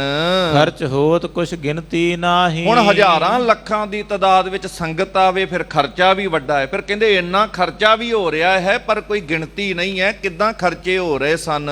ਸਰਬ ਮਸੰਦ ਕਾਰ ਨਿਰਬਾਹੀ। ਮਸੰਦ ਜਿਹੜੇ ਆ ਕੇ ਸਾਰੀ ਕਾਰ ਸਤਿਗੁਰੂ ਪਾਤਸ਼ਾਹ ਦੇ ਹੁਕਮਾਂ ਅਨੁਸਾਰ ਯੋਗ ਢੰਗ ਨਾਲ ਨਿਭਾ ਰਹੇ ਸਨ। ਸ੍ਰੀ ਗੁਰੂ ਗ੍ਰੰਥ ਪਾਠ ਕਰਵਾਏ। ਫਿਰ ਸਤਿਗੁਰੂ ਪਾਤਸ਼ਾਹ ਨੇ ਇੱਥੇ ਜਦੋਂ ਤੋਂ ਇਹ ਸੰਗਤਾਂ ਦੇ ਪ੍ਰਵਾਹ ਚੱਲ ਰਹੇ ਨੇ ਨਾ, ਤੇ ਗੁਰੂ ਅਰਜਨ ਸਾਹਿਬ ਮਹਾਰਾਜ ਇਹ ਹੁਕਮ ਦੇ ਗਏ ਸੀ, ਜਦੋਂ ਪਹਿਲਾ ਪ੍ਰਕਾਸ਼ ਕਰਾਇਆ ਸੱਚਖੰਡ ਸ੍ਰੀ ਹਰਿਮੰਦਰ ਸਾਹਿਬ ਸਾਧ ਸੰਗਤ, ਆਪ ਜੀ ਨੇ ਕਥਾ ਸਰਵਣ ਕੀਤੀ ਪਿਛਲੇ ਸਮੇਂ। ਤੇ ਇੱਕ ਦਿਨ ਪਹਿਲਾਂ ਗੁਰਦੁਆਰਾ ਰਾਮਸਰ ਸਾਹਿਬ ਉਚੇਚੇ ਤੌਰ ਤੇ ਸਤਿਗੁਰਾਂ ਨੇ ਮਰਿਆਦਾ ਦੱਸੀ ਸੀ ਕਿ ਸਿੱਖੋ, ਜਦੋਂ ਕੋਈ ਸਿੱਖ ਅਕਾਲ ਚਲਾਣਾ ਕਰ ਜਾਏ ਤੇ ਉਸ ਵਕਤ ਉਸ ਤੋਂ ਬਾਅਦ ਵਿੱਚ ਗੁਰਬਾਣੀ ਦਾ ਪਾਠ ਕਰਨਾ ਹੈ। ਸਾਰੇ ਰਲ ਮਿਲ ਕੇ ਕਰੋ, ਨਹੀਂ ਤੇ ਕਿਸੇ ਯੋਗ ਪਾਠੀ ਤੋਂ ਸੁਣਿਆ ਜਾ ਸਕਦਾ। ਪਰ ਉਦੋਂ ਬਾਣੀ ਦੇ ਪ੍ਰਵਾਹ ਚੱਲਣੇ ਨੇ, ਉਹਦੇ ਭੋਗ ਪਵਾਉਣੇ ਨੇ, ਕੜਾਹ ਪ੍ਰਸ਼ਾਦ ਵਰਤਾਉਣੇ ਨੇ, ਇਦਾਂ ਸਾਰੀ ਮਰਿਆਦਾ ਦੱਸ ਗਏ। ਹੁਣ ਜਿਹੜੀ ਮਰਿਆਦਾ ਗੁਰੂ ਅਰਜਨ ਸਾਹਿਬ ਨੇ ਗੁਰਦੁਆਰਾ ਰਾਮਸਰ ਸਾਹਿਬ ਸ੍ਰੀ ਗੁਰੂ ਗ੍ਰੰਥ ਸਾਹਿਬ ਦੇ ਪ੍ਰਕਾਸ਼ ਤੋਂ ਇੱਕ ਦਿਨ ਪਹਿਲਾਂ ਜਿਹੜੀ ਕਥਾ ਕਰਕੇ ਦੱਸੀ ਸੀ, ਹੁਣ ਉਹ ਮਰਿਆਦਾ ਗੁਰੂ ਅਰਜਨ ਸਾਹਿਬ ਪਾਤਸ਼ਾਹ ਜੀ ਦੇ ਨਿਮਿਤ ਨਿਭਾਈ ਜਾਣੀ ਹੈ। ਸ੍ਰੀ ਗੁਰੂ ਗ੍ਰੰਥ ਸਾਹਿਬ ਮਹਾਰਾਜ ਜੀ ਦਾ ਸਤਕਾਰ ਸਹਿਤ ਪਾਠ ਆਰੰਭ ਕਰਵਾਇਆ ਜਾਂਦਾ ਹੈ। ਭਾਈ ਬ੍ਰਿਧ ਪਠਨ ਕੋ ਲਾਇਵ। ਤੇ ਧੰਨ ਧੰਨ ਬਾਬਾ ਬੁੱਢਾ ਸਾਹਿਬ ਪਹਿਲੇ ਗ੍ਰੰਥੀ ਨੇ। ਸ੍ਰੀ ਗੁਰੂ ਗ੍ਰੰਥ ਸਾਹਿਬ ਮਹਾਰਾਜ ਜੀ ਦਾ ਜਦੋਂ ਪਹਿਲਾ ਪ੍ਰਕਾਸ਼ ਦਿਹਾੜਾ ਮਨਾਉਂਦੇ ਆ ਤੇ ਗ੍ਰੰਥੀ ਸਾਹਿਬ ਦੀ ਸਥਾਪਨਾ ਦਾ ਵੀ ਨਾਲ ਹੀ ਪਹਿਲਾ ਦਿਨ ਹੈ। ਵੇਖੋ ਕਿੱਡਾ ਸਤਿਕਾਰਯੋਗ ਸ਼ਖਸੀਅਤ ਬਾਬਾ ਬੁੱਢਾ ਸਾਹਿਬ, ਜਿਨ੍ਹਾਂ ਨੂੰ ਪਹਿਲੇ ਗ੍ਰੰਥੀ ਹੋਣ ਦਾ ਮਾਣ ਮਿਲਿਆ। ਤੇ ਬਾਬਾ ਬੁੱਢਾ ਸਾਹਿਬ ਬੜੇ ਪਿਆਰ ਦੇ ਨਾਲ ਗੁਰਬਾਣੀ ਦਾ ਫਿਰ ਪਾਠ ਕਰਦੇ ਹਨ। ਕਰੈ ਰਬਾਬੀ ਕੀਰਤਨ ਘਨੇ। ਰਬਾਬੀ ਵੀ ਉਸ ਵਕਤ ਜਿਹੜੇ ਨੇ ਕੀਰਤਨ ਕਰਦੇ ਨੇ ਬੜੇ ਪਿਆਰ ਨਾਲ। ਕਬ ਸਿੱਖ ਗਾਏ ਜੇ ਰਾਗੀ ਬਨੇ। ਕਈ ਵਾਰ ਸਿੱਖ ਗਾਉਂਦੇ ਨੇ, ਜਿਹੜੇ ਸਿੱਖ ਰਾਗੀ ਬਣ ਗਏ ਸੀ ਉਹ ਸਿੱਖ ਵੀ। ਰਬਾਬੀ ਜਿੱਥੇ ਭਾਈ ਸੱਤਾ ਤੇ ਬਲਵੰਡ ਆਦਿਕ ਦਾ ਜ਼ਿਕਰ ਹੈ, ਉੱਥੇ ਸਿੱਖ ਜਿਹੜੇ ਰਾਗੀ ਬਣ ਗਏ ਸੀ, ਰਾਗ ਵਿਦਿਆ 'ਚ ਨਿਪੁੰਨ ਸੀ, ਉਹ ਸਿੱਖ ਵੀ ਬੜੇ ਪਿਆਰ ਨਾਲ ਬਾਣੀ ਗਾਉਂਦੇ ਹਨ। ਭਜਨ ਅਖੰਡ ਪ੍ਰਵਾਹ ਬਹੰਤਾ। ਇਸ ਤਰ੍ਹਾਂ ਨਿਰੰਤਰ ਸੰਗਤ ਜੀ ਗੁਰਬਾਣੀ ਦੇ ਇਹ ਪ੍ਰਵਾਹ ਵੀ ਚੱਲਦੇ ਹਨ, ਕੀਰਤਨ ਦੇ ਪ੍ਰਵਾਹ ਚੱਲਦੇ ਹਨ। ਜਦੋਂ ਜਿੱਥੇ ਪਾਠ ਹੁੰਦਾ ਹੈ ਫਿਰ ਉਸ ਤੋਂ ਬਾਅਦ ਜਦੋਂ ਫਿਰ ਕੀਰਤਨ ਹੋਣ ਲੱਗ ਪੈਂਦਾ ਹੈ। ਇਦਾਂ ਵਾਰੀ-ਵਾਰੀ ਇਹ ਸਾਰੀਆਂ ਸੇਵਾਵਾਂ ਹੋ ਰਹੀਆਂ ਸਨ। ਹੋਏ ਜੀਵਨ ਕਲਿਆਣ ਸੁਨੰਤਾ। ਜਿਹੜਾ ਪਿਆਰ ਨਾਲ ਬਾਣੀ ਸੁਣਦਾ ਏ, ਜਿਹੜਾ ਕੀਰਤਨ ਸੁਣਦਾ ਏ, ਉਹਦਾ ਮਨ ਉਹ ਕਲਿਆਣ ਹੋ ਜਾਂਦਾ ਹੈ। ਇਹ ਤੇ ਗੁਰੂ ਦੀ ਬਖਸ਼ਿਸ਼ ਹੈ। ਕੋਈ ਗਾਵੇ ਕੋ ਸੁਣੇ ਹਰਨਾਮਾ ਚਿਤ ਲਾਏ, ਕਹੋ ਕਬੀਰ ਸੰਸਾ ਨਹੀਂ ਅੰਤ ਪਰਮ ਗਤ ਪਾਏ। 13 ਦਿਨ ਇਸ ਬਿਦ ਜਬ ਭਇਓ। ਇਸ ਤਰ੍ਹਾਂ ਸਾਧ ਸੰਗਤ ਜੀ ਲਗਭਗ 13 ਦਿਨ ਇਹ ਪ੍ਰਵਾਹ ਚੱਲਿਆ। ਇਦਾਂ ਅਸੀਂ ਕਹਿ ਸਕਦੇ ਹਾਂ ਕਿ ਪਹਿਲਾ ਸਹਿਜ ਪਾਠ ਹੋਇਆ ਹੈ, ਜਿਹੜਾ ਸਤਿਗੁਰੂ ਗੁਰੂ ਅਰਜਨ ਸਾਹਿਬ ਪਾਤਸ਼ਾਹ ਮਹਾਰਾਜ ਜੀ ਦੇ ਨਿਮਿਤ 6ਵੇਂ ਪਾਤਸ਼ਾਹ ਮਹਾਰਾਜ ਨੇ ਕਰਵਾਇਆ। ਇਹ 13 ਦਿਨ ਤੱਕ ਇਹ ਪ੍ਰਵਾਹ ਚੱਲਿਆ ਹੈ। ਭਾਵ ਜਿੱਥੇ ਸਹਿਜ ਪਾਠ ਸਹਿਜ ਨਾਲ ਬਾਣੀ ਪੜ੍ਹੀ ਗਈ ਹੈ। ਅਖੰਡ ਪਾਠ ਸਾਹਿਬ ਦੇ ਵੀ ਪ੍ਰਵਾਹ ਬਾਅਦ 'ਚ ਇਤਿਹਾਸ ਦੇ ਵੱਖਰੇ ਪੱਖ ਆਉਂਦੇ ਹੈ। ਜਦੋਂ ਭੀੜਾ ਸਮੇਂ ਲੋੜ ਪਈ ਉਦੋਂ ਪ੍ਰਵਾਹ ਚੱਲੇ, ਉਹਦੀ ਆਪਣੀ ਮਹਾਨਤਾ ਹੈ ਅਖੰਡ ਪਾਠ ਸਾਹਿਬ ਦੀ, ਤੇ ਸਹਿਜ ਪਾਠ ਦੀ ਵੀ ਆਪਣੀ ਮਹਾਨਤਾ ਹੈ। ਇਹ ਦੋਨੋਂ ਸਤਿਗੁਰੂ ਪਾਤਸ਼ਾਹ ਦੇ ਦਰ ਘਰ ਦੀਆਂ ਸੇਵਾਵਾਂ ਬੜੇ ਪਿਆਰ ਦੇ ਨਾਲ ਸਿੱਖ ਸੰਗਤਾਂ ਕਰਦੀਆਂ ਤੇ ਕਰਾਉਂਦੀਆਂ ਨੇ। ਯੋਗ ਪਾਠੀ ਸਿੰਘ ਸੇਵਾਵਾਂ ਨਿਭਾਉਂਦੇ ਨੇ। ਹੁਣ 13 ਦਿਨ ਇਸ ਤਰੀਕੇ ਨਾਲ ਬਾਣੀ ਦੇ ਪ੍ਰਵਾਹ ਚੱਲਦੇ ਨੇ। ਕਿਉਂਕਿ ਕੁਝ ਦਿਨ ਉੱਥੇ ਲੱਗੇ ਤੇ ਦਿਨਾਂ ਦੀ ਗਿਣਤੀ ਨਹੀਂ। ਵੈਸੇ ਸਿੱਖ ਰਹਿਤ ਮਰਿਆਦਾ ਕਹਿੰਦੀ 10ਵੇਂ ਦਿਨ ਭੋਗ ਪਾਇਆ ਜਾਵੇ। ਇਹਦਾ ਭਾਵ ਇਹ ਕਿ ਜਿੱਥੇ ਕਿਤੇ ਲੋੜ ਪਈ ਹੈ ਦਿਨ ਘੱਟ ਵੱਧ ਵੀ ਹੋ ਸਕਦੇ ਨੇ। ਇੱਥੇ ਕੋਈ ਇਹ ਨਹੀਂ ਕਿ ਵਿਪਰਨ ਦੀ ਰੀਤ ਅਨੁਸਾਰ ਇਹ ਦਿਨਾਂ ਦੀ ਗਿਣਤੀ ਫਿਕਸ ਗਿਆ, ਮੁਕਰਰ ਕੀਤੀ, ਉਸ ਰੂਪ 'ਚ ਨਹੀਂ। ਉਦੋਂ ਕਿਉਂਕਿ ਗੁਰੂ ਅਰਜਨ ਸਾਹਿਬ ਦੀ ਸ਼ਹੀਦੀ ਹੋਈ, ਇਸ ਕਰਕੇ ਇੰਨੇ ਕੁ ਦਿਨ ਲੱਗੇ ਕਿਉਂਕਿ ਦੂਰੋਂ ਨੇੜਿਓਂ ਸੰਗਤਾਂ ਨੇ ਆਉਣਾ ਸੀਗਾ। ਹੁਣ 13 ਦਿਨਾਂ ਬਾਅਦ ਇਸ ਤਰੀਕੇ ਦੇ ਨਾਲ ਪੂਰਾ ਗੁਰਬਾਣੀ ਦਾ ਇਸੇ ਤਰ੍ਹਾਂ ਪ੍ਰਵਾਹ ਚੱਲਿਆ ਹੈ। ਪੜਿਓ ਸੋ ਗ੍ਰੰਥ ਅੰਤ ਲਓ ਆਇਓ। ਬੜੇ ਪਿਆਰ ਨਾਲ ਇਦਾਂ ਬਾਣੀ ਦਾ ਪਾਠ ਬਾਬਾ ਬੁੱਢਾ ਸਾਹਿਬ ਕਰਦੇ ਨੇ ਤੇ ਪੜਦਿਆਂ ਫਿਰ ਇਸ ਤਰ੍ਹਾਂ ਗੁਰਬਾਣੀ ਦੇ ਭੋਗ ਪੈਂਦੇ ਹਨ। ਜਗਤ ਰੀਤ ਕੇ ਹੇਤ ਗੁਸਾਈ। ਜਦੋਂ ਪਾਠ ਦੇ ਭੋਗ ਪੈਂਦੇ ਹਨ, ਜਿਸ ਤਰ੍ਹਾਂ ਗੁਰਮਤਿ ਦੀ ਮਰਿਆਦਾ ਸੀ, ਸਤਿਗੁਰੂ ਪਾਤਸ਼ਾਹ ਨੇ ਸਾਰੀ ਜਿਹੜੀ ਗੁਰੂ ਅਰਜਨ ਸਾਹਿਬ ਦੱਸ ਗਏ ਸੀ ਉਹ ਨਿਭਾਉਣੀ ਕੀਤੀ ਹੈ। ਸੰਗਤ ਤੈ ਬੁਲਾਏ ਸਮੁਦਾਈ। ਸਾਰੀਆਂ ਸੰਗਤਾਂ ਜਿਹੜੀਆਂ ਸੀ ਉਸ ਵਕਤ ਭੋਗ ਦੇ ਸਮੇਂ ਇਕੱਠੀਆਂ ਹੋਈਆਂ ਸਨ। ਰਾਮਦਾਸਪੁਰ ਪੈਂਚ ਸੁਨੀਕੇ। ਰਾਮਦਾਸਪੁਰ, ਇਹ ਅੰਮ੍ਰਿਤਸਰ ਨਗਰੀ ਨੂੰ ਰਾਮਦਾਸਪੁਰ ਵੀ ਸੰਗਤ ਜੀ ਆਖਿਆ ਜਾਂਦਾ ਰਿਹਾ। ਇੱਥੋਂ ਦੇ ਜਿਹੜੇ ਪੰਚ ਸਰਪੰਚ ਸਤਿਗੁਰਾਂ ਨੇ ਤਿਆਰ ਕੀਤੇ ਸੀ ਪ੍ਰਬੰਧ ਵੇਖਣ ਵਾਸਤੇ ਨਗਰ ਦਾ। ਕਰੇ ਹਕਾਰਨ ਆਪਨ ਨਜੀਕੇ। 6ਵੇਂ ਪਾਤਸ਼ਾਹ ਨੇ ਉਹ ਵੀ ਆਪਣੇ ਕੋਲ ਸਤਿਕਾਰ ਨਾਲ ਬੁਲਾਉਣੇ ਕੀਤੇ ਹਨ। ਕਨੋ ਕਰਿਓ ਪੰਚਾਮ੍ਰਿਤ ਤਵੈ। ਪਾਠ ਦਾ ਭੋਗ ਪਿਆ ਹੈ, ਉਸ ਵੇਲੇ ਕੜਾਹ ਪ੍ਰਸ਼ਾਦ ਖੁੱਲੀ ਦੇਗ ਇਸ ਤਰ੍ਹਾਂ ਤਿਆਰ ਕੀਤੀ ਗਈ। ਆਨਿਓ ਤੁਰਨ ਤੈ ਤੇ ਸਭੈ। ਕਹਿੰਦੇ ਸਾਰੇ ਸਤਿਗੁਰ ਪਾਤਸ਼ਾਹ ਦੇ ਕੋਲ ਆਏ ਹਨ। ਕੜਾਹ ਪ੍ਰਸ਼ਾਦ ਦੀ ਦੇਗ ਤਿਆਰ ਹੋਈ ਹੈ।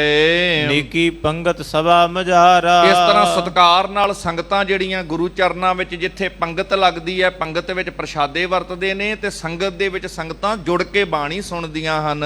ਬ੍ਰਿਧ ਗ੍ਰੰਥ ਕੋ ਅੰਤ ਉਚਾਰਾ। ਧੰਨ ਧੰਨ ਬਾਬਾ ਬੁੱਢਾ ਸਾਹਿਬ ਨੇ ਬੜੇ ਸਤਿਕਾਰ ਨਾਲ ਗੁਰਬਾਣੀ ਦਾ ਪੂਰਾ ਭੋਗ ਪਾਇਆ। ਕੇਵਲ 9ਵੇਂ ਪਾਤਸ਼ਾਹ ਦੀ ਬਾਣੀ ਉਦੋਂ ਦਰਜ ਨਹੀਂ ਸੀ, ਬਾਕੀ ਸਾਰੇ ਇਸੇ ਤਰੀਕੇ ਨਾਲ ਬਾਣੀ ਦੇ ਪ੍ਰਵਾਹ ਚੱਲੇ ਸਨ। ਕੇਵਲ 9ਵੇਂ ਪਾਤਸ਼ਾਹ ਦੀ ਬਾਣੀ ਦਸ਼ਮੇਸ਼ ਪਿਤਾ ਨੇ ਦਮਦਮਾ ਸਾਹਿਬ ਦੇ ਅਸਥਾਨ ਤੇ ਇਹ ਦਰਜ ਕਰਵਾਈ ਹੈ। ਬਾਕੀ ਸਾਰੀ ਬਾਣੀ ਇਸੇ ਰੂਪ ਵਿੱਚ ਪਾਠ ਦੇ ਭੋਗ ਪਾਏ ਗਏ ਹਨ। ਖਰੇ ਹੋਏ ਗੁਰਦਾਸ ਨਿਹੁਰਤਾ। ਤੇ ਫਿਰ ਜਿੱਥੇ ਬਾਬਾ ਬੁੱਢਾ ਸਾਹਿਬ ਨੇ ਭੋਗ ਪਾਇਆ, ਫਿਰ ਅਰਦਾਸ ਪਤਾ ਕਿੰਨੇ ਕੀਤੀ ਸੰਗਤ ਜੀ? ਅਰਦਾਸ ਕਰਦੇ ਨੇ ਭਾਈ ਗੁਰਦਾਸ ਜੀ, ਜਿਨ੍ਹਾਂ ਕੋਲੋਂ ਆਦਿ ਸ੍ਰੀ ਗੁਰੂ ਗ੍ਰੰਥ ਸਾਹਿਬ ਦੀ ਬੀੜ ਦੀ ਲਿਖਾਈ ਦੀ ਸੇਵਾ ਲਈ ਗੁਰੂ ਅਰਜਨ ਸਾਹਿਬ ਦੇ ਸਤਿਕਾਰਯੋਗ ਮਾਮਾ ਜੀ ਲੱਗਦੇ ਨੇ ਭਾਈ ਗੁਰਦਾਸ ਜੀ। ਤੇ ਉਹ ਭਾਈ ਗੁਰਦਾਸ ਜੀ ਜਿਨ੍ਹਾਂ ਦੀ ਰਚਨਾ, ਜਿਨ੍ਹਾਂ ਦੀ ਬਾਣੀ ਨੂੰ ਗੁਰਬਾਣੀ ਦੀ ਕੁੰਜੀ ਹੋਣ ਦਾ ਮਾਣ ਪ੍ਰਾਪਤ ਹੈ, ਉਹ ਭਾਈ ਗੁਰਦਾਸ ਜੀ ਗੁਰੂ ਗ੍ਰੰਥ ਸਾਹਿਬ ਦੇ ਚਰਨਾਂ ਵਿੱਚ ਖੜੇ ਹੋ ਕੇ ਅਰਦਾਸ ਕਰਦੇ ਹਨ। ਚਾਮਰ ਚਾਰੂ ਢੋਰਨ ਕਰਤਾ। ਬੜੇ ਸਤਿਕਾਰ ਦੇ ਨਾਲ ਸਤਿਗੁਰ ਪਾਤਸ਼ਾਹ ਮਹਾਰਾਜ ਜੀ ਦੇ ਉੱਪਰ ਚਵਰ ਸਾਹਿਬ ਦੀ ਜਿਹੜੀ ਉੱਥੇ ਸੇਵਾ ਕੀਤੀ ਜਾਂਦੀ ਹੈ ਉਸ ਵਕਤ। ਜਵੋਂ ਗ੍ਰੰਥ ਕੋ ਪਾਇਓ ਭੋਗ। ਇਸ ਤਰੀਕੇ ਨਾਲ ਸੰਗਤ ਜੀ ਜਦੋਂ ਗੁਰੂ ਗ੍ਰੰਥ ਸਾਹਿਬ ਜੀ ਦੇ ਇਹ ਪ੍ਰਵਾਹ ਚੱਲੇ 13 ਦਿਨ ਲਗਾਤਾਰ, ਤੇ ਫਿਰ ਪਾਠ ਦੇ ਜਦੋਂ ਭੋਗ ਪਾਏ ਗਏ ਹਨ, ਸੀਸ ਨਿਵਾਇਓ ਸਗਰੇ ਲੋਗ। ਭੋਗ ਵੇਲੇ ਸਾਰਿਆਂ ਨੇ ਸਤਿਗੁਰੂ ਗੁਰੂ ਗ੍ਰੰਥ ਸਾਹਿਬ ਦੇ ਚਰਨਾਂ ਵਿੱਚ ਸਿਰ ਝੁਕਾ ਕੇ ਮੱਥਾ ਟੇਕਿਆ। ਜਦੋਂ ਪਾਠ ਦਾ ਭੋਗ ਪਿਆ ਅਸੀਂ ਸਾਰੇ ਮੱਥਾ ਟੇਕਦੇ ਹਾਂ, ਮਹਾਰਾਜ ਦੇ ਚਰਨਾਂ ਦੇ ਵਿੱਚ ਸੀਸ ਝੁਕਾਉਂਦੇ ਹਾਂ। ਯਤਨ ਕਰਿਆ ਕਰੀਏ ਆਪਣੇ ਘਰਾਂ ਵਿੱਚ ਵੀ, ਜਦੋਂ ਕੋਈ ਪ੍ਰਾਣੀ ਅਕਾਲ ਚਲਾਣਾ ਕਰ ਜਾਏ, ਯੋਗ ਹੋ ਸਕੇ ਤੇ ਆਪਣੇ ਘਰ ਦੇ ਸਾਰੇ ਜੀ ਇਹਨਾਂ ਬਾਣੀ ਨਾਲ ਜੁੜ ਜਾਣ। ਨਹੀਂ ਪੜ ਸਕਦੇ ਤੇ ਯੋਗ ਪਾਠੀ ਦੇ ਕੋਲੋਂ ਪਿਆਰ ਨਾਲ ਬਹਿ ਕੇ ਬਾਣੀ ਸੁਣ ਲਈ ਜਾਵੇ, ਯੋਗ ਪਾਠੀ ਦਾ ਪ੍ਰਬੰਧ ਕੀਤਾ ਜਾਵੇ ਤੇ ਉਹ ਬਾਣੀ ਪੜ ਕੇ ਸਾਨੂੰ ਸੁਣਾਵੇ ਤੇ ਅਸੀਂ ਧਿਆਨ ਨਾਲ ਸੁਣੀਏ, ਤਾਂ ਕਿ ਸਾਡਾ ਜੀਵਾਂ ਦਾ ਭਲਾ ਹੋ ਸਕੇ, ਕਿਉਂਕਿ ਬਾਣੀ ਨੇ ਭਲਾ ਹੀ ਕਰਨਾ ਹੈ। ਇੱਥੇ ਵੀ ਬੜੇ ਪਿਆਰ ਨਾਲ ਪ੍ਰਵਾਹ ਚੱਲੇ ਤੇ ਫਿਰ ਜਿਹੜੇ ਪਾਠ ਕਰਨ ਵਾਲੇ ਉਹਨਾਂ ਦਾ ਮਾਣ ਤਾਣ ਵੀ ਵੇਖੋ ਅੱਗੇ ਕਿਵੇਂ ਸਤਿਗੁਰਾਂ ਨੇ ਕਰਨਾ ਹੈ। ਸਾਰੇ ਫਿਰ ਭੋਗ ਵੇਲੇ ਸਿਰ ਝੁਕਾਉਂਦੇ ਨੇ ਸ੍ਰੀ ਗੁਰੂ ਗ੍ਰੰਥ ਸਾਹਿਬ ਮਹਾਰਾਜ ਨੂੰ। ਪੁਨਰ ਮਾਲ ਕੋ ਉੱਪਰ ਪਾਏ। ਫਿਰ ਸ੍ਰੀ ਗੁਰੂ ਗ੍ਰੰਥ ਸਾਹਿਬ ਮਹਾਰਾਜ ਦੇ ਉੱਪਰ ਰੁਮਾਲਾ ਪਾਇਆ ਗਿਆ। ਧਿਆਨ ਨਾਲ, ਰੁਮਾਲ ਸ਼ਬਦ ਆਪਾਂ ਰੁਮਾਲਾ ਤੇ ਰੁਮਾਲਾ ਜਦੋਂ ਸਾਹਿਬ ਨਾਲ ਜੁੜ ਜੇ, ਸਾਹਿਬ ਸੱਚੇ ਪਾਤਸ਼ਾਹ ਦੇ ਨਾਲ ਜੁੜ ਜੇ, ਆਪਾਂ ਕਹਿੰਦੇ ਰੁਮਾਲਾ ਸਾਹਿਬ। ਜਿਹੜੀ ਚੀਜ਼ ਦਾ ਸੰਬੰਧ ਸਾਹਿਬ ਨਾਲ ਜੁੜ ਜੇ ਉਹਦੇ ਨਾਲ ਆਪਾਂ ਸਾਹਿਬ ਸ਼ਬਦ ਜੋੜਦੇ ਨੇ। ਜਿਹੜੀ ਵਸਤੂ ਗੁਰੂ ਨਾਲ ਜੁੜ ਗਈ, ਚੰਦੋਵਾ ਆਮ ਹੋਇਆ ਕਰਦਾ, ਪਰ ਜਿਹੜਾ ਸਾਹਿਬ ਨਾਲ ਜੁੜ ਜੇ, ਸਾਹਿਬ ਗੁਰੂ ਹੈ ਤੇ ਉਹਦਾ ਚੰਦੋਵਾ ਸਾਹਿਬ ਖਵਾਉਂਦਾ ਹੈ। ਆਮ ਚਵਰ ਹੁੰਦਾ ਹੈ, ਪਰ ਜਿਹੜੇ ਚਵਰ ਦਾ ਸੰਬੰਧ ਗੁਰੂ ਨਾਲ ਬਣ ਜਾਏ ਤੇ ਗੁਰੂ ਸਾਹਿਬ ਕਰਕੇ ਉਹਨੂੰ ਅਸੀਂ ਚਵਰ ਸਾਹਿਬ ਸਤਿਕਾਰ ਕਰਦੇ। ਜਿਹੜੀ ਚੀਜ਼ ਦਾ ਸੰਬੰਧ ਗੁਰੂ ਨਾਲ ਜੁੜ ਜਾਏ ਉਹਨੂੰ ਅਸੀਂ ਸਤਿਕਾਰ ਨਾਲ ਸ਼ਬਦ ਸਾਹਿਬ ਬੋਲ ਕੇ ਉਸ ਵਸਤੂ ਦਾ ਵੀ ਸਤਿਕਾਰ ਕਰਦੇ। ਰੁਮਾਲਾ ਸਾਹਿਬ ਚੜਾਇਆ ਗਿਆ। ਇਸ ਤੋਂ ਇਲਾਵਾ ਮਹਾਰਾਜ ਨੂੰ ਜਿੱਥੇ ਰੁਮਾਲਾ ਸਾਹਿਬ ਚੜਾਇਆ, ਅੱਜ ਵੀ ਯਤਨ ਹੈ ਜਿੱਥੇ ਸੰਗਤਾਂ ਚੜਾਉਂਦੀਆਂ, ਪਰ ਨਾਲ ਗੁਰੂ ਘਰਾਂ ਤੋਂ ਬੇਨਤੀ ਵੀ ਹੁੰਦੀ ਹੈ ਕਿ ਕੇਵਲ ਹੁਣ ਇੰਨੇ ਰੁਮਾਲਾ ਸਾਹਿਬ ਅਸੀਂ ਚੜਾ ਦਿੰਨੇ ਆ, ਕਈ ਵਾਰ ਉਹ ਸਾਂਭੇ ਨਹੀਂ ਜਾਂਦੇ ਗੁਰੂ ਘਰਾਂ 'ਚ। ਯਤਨ ਕਰਿਆ ਕਰੀਏ, ਗੁਰਦੁਆਰਾ ਸਾਹਿਬ ਗ੍ਰੰਥੀ ਸਿੰਘ ਕੋ ਪੁੱਛ ਲਿਆ ਕਰੀਏ, ਗਿਆਨੀ ਜੀ ਦੱਸੋ ਗੁਰਦੁਆਰਾ ਸਾਹਿਬ ਰੁਮਾਲਾ ਸਾਹਿਬ ਚੜਾਈਏ, ਚੰਦੋਆ ਸਾਹਿਬ ਦੀ ਸੇਵਾ ਕਰ ਦਈਏ, ਜਾਂ ਸੁੱਖ ਆਸਨ ਵਾਲੇ ਵਸਤਰ ਦੀ ਸੇਵਾ ਕਰ ਦਈਏ। ਜਿਹੜੀ ਲੋੜ ਹੈ ਉਹ ਪੁੱਛ ਕੇ ਉਸ ਢੰਗ ਨਾਲ ਸੇਵਾ ਕੀਤੀ ਜਾਵੇ, ਤਾਂ ਕਿ ਸਾਰੀਆਂ ਸੇਵਾਵਾਂ ਵੀ ਹੋ ਸਕਣ।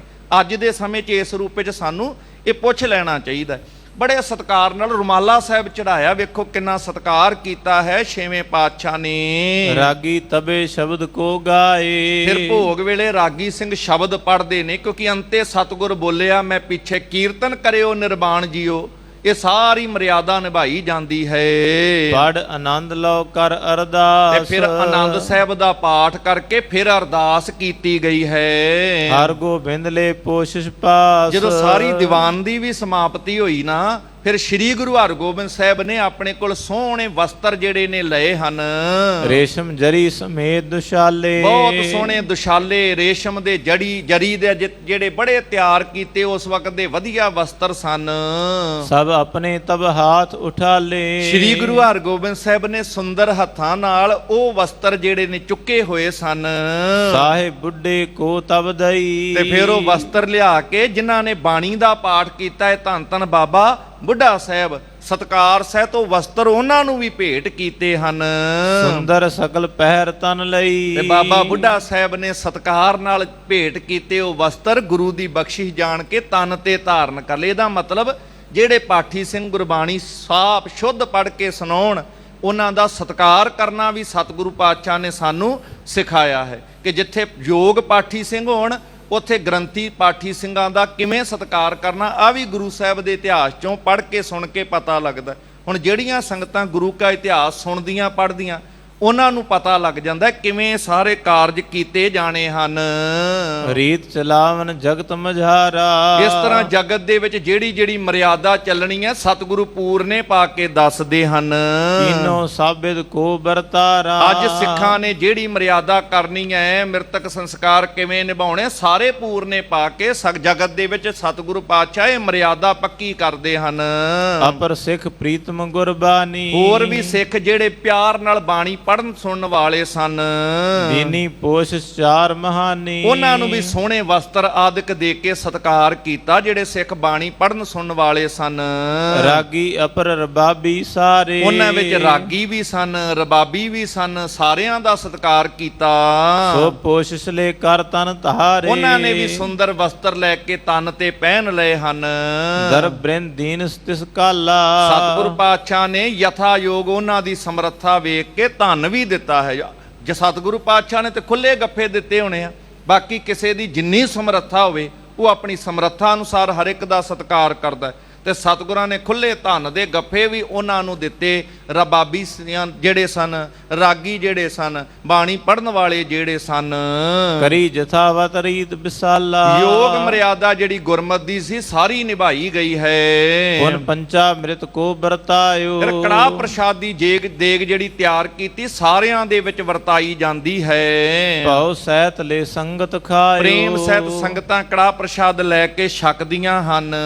ਇਮ ਸਭ ਕਰਕੇ ਚਾਲ ਭਲੇਰੀ। ਇਸ ਤਰ੍ਹਾਂ ਜਿਹੜੀ ਸੀ ਇਹ ਬਾਣੀ ਦਾ ਪ੍ਰਵਾਹ ਚਲਾਇਆ, ਪਾਠ ਦੇ ਭੋਗ ਪਏ। ਜਿਹੜੀ ਮਰਿਆਦਾ ਸਾਰੀ ਭਲੀ ਮਰਿਆਦਾ ਜਿਹੜੀ ਸੀ ਸਤਿਗੁਰੂ ਪਾਤਸ਼ਾਹ ਨੇ ਪੂਰੀ ਨਿਭਾਉਣੀ ਕੀਤੀ ਹੈ।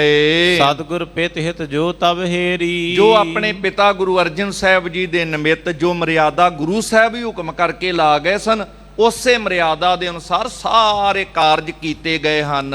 ਬਹਰੋ ਬੰਧਨ ਕੋ ਦਸਤਾਰ। ਫਿਰ ਜਦੋਂ ਕਿਸੇ ਦੇ ਘਰ ਦੇ ਵਿੱਚ ਪਿਤਾ ਦੇ ਚਲਾਣੇ ਤੋਂ ਬਾਅਦ ਪੁੱਤਰ ਦੀ ਦਸਤਾਰਬੰਦੀ ਕੀਤੀ ਜਾਂਦੀ, ਇਹ ਮਰਿਆਦਾ ਵੀ ਹੈ ਸਾਡੇ ਘਰਾਂ ਦੇ ਅੰਦਰ ਦਸਤਾਰਬੰਦੀ।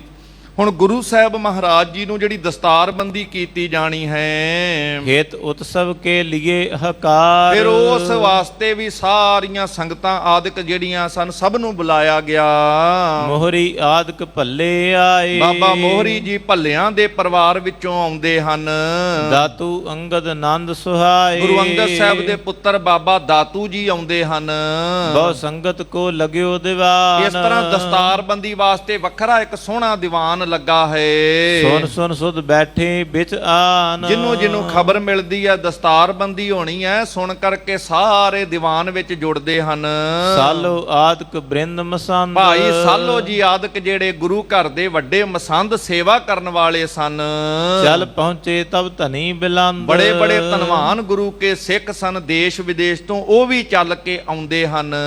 ਪ੍ਰਜਾ ਜਿਤਕਪੁਰ ਬਸਨੇ ਹਾਰੀ। ਤੇ ਗੁਰੂ ਰਾਮਦਾਸ ਪਾਤਸ਼ਾਹ ਦੀ ਨਗਰੀ ਵਿੱਚ ਵਸਣ ਵਾਲੀ ਜਿੰਨੀ ਵੀ ਸੰਗਤ ਸੀ, ਜਿੰਨੀ ਪ੍ਰਜਾ ਭਾਵ ਸਾਰੇ ਲੋਕ ਹੀ ਜਿਹੜੇ ਸਨ ਗੁਰੂ ਸਾਹਿਬ ਦਾ ਸਤਿਕਾਰ ਕਰਨ ਵਾਲੇ ਸਨ। ਤੇ ਗੁਰੂ ਸਾਹਿਬ ਨੇ ਸਾਰੇ ਵਸਾਏ ਸੀ। ਅੰਮ੍ਰਿਤਸਰ ਦੀ ਨਗਰੀ ਵਸਦੀ ਗੁਰੂ ਦੇ ਨਾਂ ਤੇ, ਸਾਰਾ ਪੰਜਾਬ ਗੁਰਾਂ ਦੇ ਨਾਂ ਤੇ ਵਸਦਾ। ਤੇ ਅੰਮ੍ਰਿਤਸਰ ਦੀ ਨਗਰੀ ਜਿਹੜੀ ਵਸਾਈ ਸਤਿਗੁਰਾਂ ਨੇ, ਤੇ ਹਰ ਇੱਕ ਘਰ ਦੇ ਵਿੱਚੋਂ ਸਾਰੀ ਸੰਗਤ ਆਈ ਹੈ। ਆਏ ਸਭਨ ਅਵਬੰਧਨ ਧਾਰੀ। ਆ ਕੇ ਛੇਵੇਂ ਪਾਤਸ਼ਾਹ ਦੇ ਚਰਨਾਂ ਦੇ ਵਿੱਚ ਨਮਸਕਾਰਾਂ ਕਰਦੇ ਹਨ। ਜਦੋਂ ਸਕੇਲ ਮੇਲ ਵੱਡ ਹੋਵਾ। ਇਸ ਤਰ੍ਹਾਂ ਸਾਰੀ ਸੰਗਤ ਦਾ ਜਦੋਂ ਵੱਡਾ ਇਕੱਠ ਹੋਇਆ ਹੈ, ਭਿੰਨੈ ਭਿੰਨ ਮਸੰਦਨ ਜੋਵਾ। ਬਹੁਤ ਸਾਰੇ ਮਸੰਦ ਆਦਿਕ ਆ ਕੇ ਸਤਿਗੁਰਾਂ ਦੇ ਦਰਸ਼ਨ ਕਰਦੇ ਹਨ। ਛੇਲੀ ਮਾਲਾ ਮੰਜੀ ਲਿਆਏ। ਸਤਿਗੁਰ ਪਾਤਸ਼ਾਹ ਮਹਾਰਾਜ ਜੀ ਨੂੰ ਕੇਵਲ ਹੁਣ ਦਸਤਾਰਬੰਦੀ ਪੁੱਤਰ ਵਾਲੀ ਨਹੀਂ, ਗੁਰਗੱਦੀ ਦੀ ਰਸਮ ਵੀ ਜਿਹੜੀ ਹੁਣ ਸੰਗਤੀ ਰੂਪ ਵਿੱਚ ਨਿਭਾਈ ਜਾਣੀ ਹੈ, ਉਹ ਮਰਿਆਦਾ ਵੀ ਪੂਰੀ ਕਰਨੀ ਸੀ। ਇਸ ਕਰਕੇ ਮਸੰਦ ਜਿਹੜੇ ਸੀ ਸੇਲੀ ਟੋਪੀ, ਮਾਲਾ ਤੇ ਇਹ ਮੰਜੀ ਲੈ ਕੇ ਆਉਂਦੇ ਹਨ। ਆਗੇ ਧਰੀ ਗੁਰੂ ਕੇ ਆਏ। ਲਿਆ ਕੇ ਨਾ ਸਤਿਗੁਰ ਪਾਤਸ਼ਾਹ ਮਹਾਰਾਜ ਦੇ ਚਰਨਾਂ ਵਿੱਚ ਇਹ ਸਭ ਕੁਝ ਰੱਖ ਦਿੱਤਾ ਸਾਹਮਣੇ। ਮੰਜੀ ਵੀ ਨਾਲ ਮਾਲਾ ਤੇ ਇਹ ਸੇਲੀ। ਸਭ ਕੇ ਲਗੇ ਬਲੋਚਨ ਐਸੇ। ਸਾਰੇ ਬੜੇ ਧਿਆਨ ਦੇ ਨਾਲ ਸਤਿਗੁਰੂ ਪਾਤਸ਼ਾਹ ਸ੍ਰੀ ਗੁਰੂ ਹਰਗੋਬਿੰਦ ਸਾਹਿਬ ਮਹਾਰਾਜ, ਇੱਕ ਵਾਰ ਸਾਰੇ ਆਖੋ ਹਾਂ ਧੰਨ ਧੰਨ ਸ੍ਰੀ ਗੁਰੂ ਹਰਗੋਬਿੰਦ ਸਾਹਿਬ ਮਹਾਰਾਜ, ਉਹਨਾਂ ਵੱਲ ਇਵੇਂ ਵੇਖ ਰਹੇ ਹਨ ਚੰਨ ਚਕੋਰੈ ਚਿਤਵਤ ਜੈਸੇ। ਜਿਵੇਂ ਚੰਦ ਵਾਲੇ ਪਾਸੇ ਚਕੋਰ ਜਿਹੜੀ ਹੈ ਧਿਆਨ ਲਾ ਕਰਕੇ ਇਹ ਪੰਛੀ ਵੇਖਦਾ ਹੈ।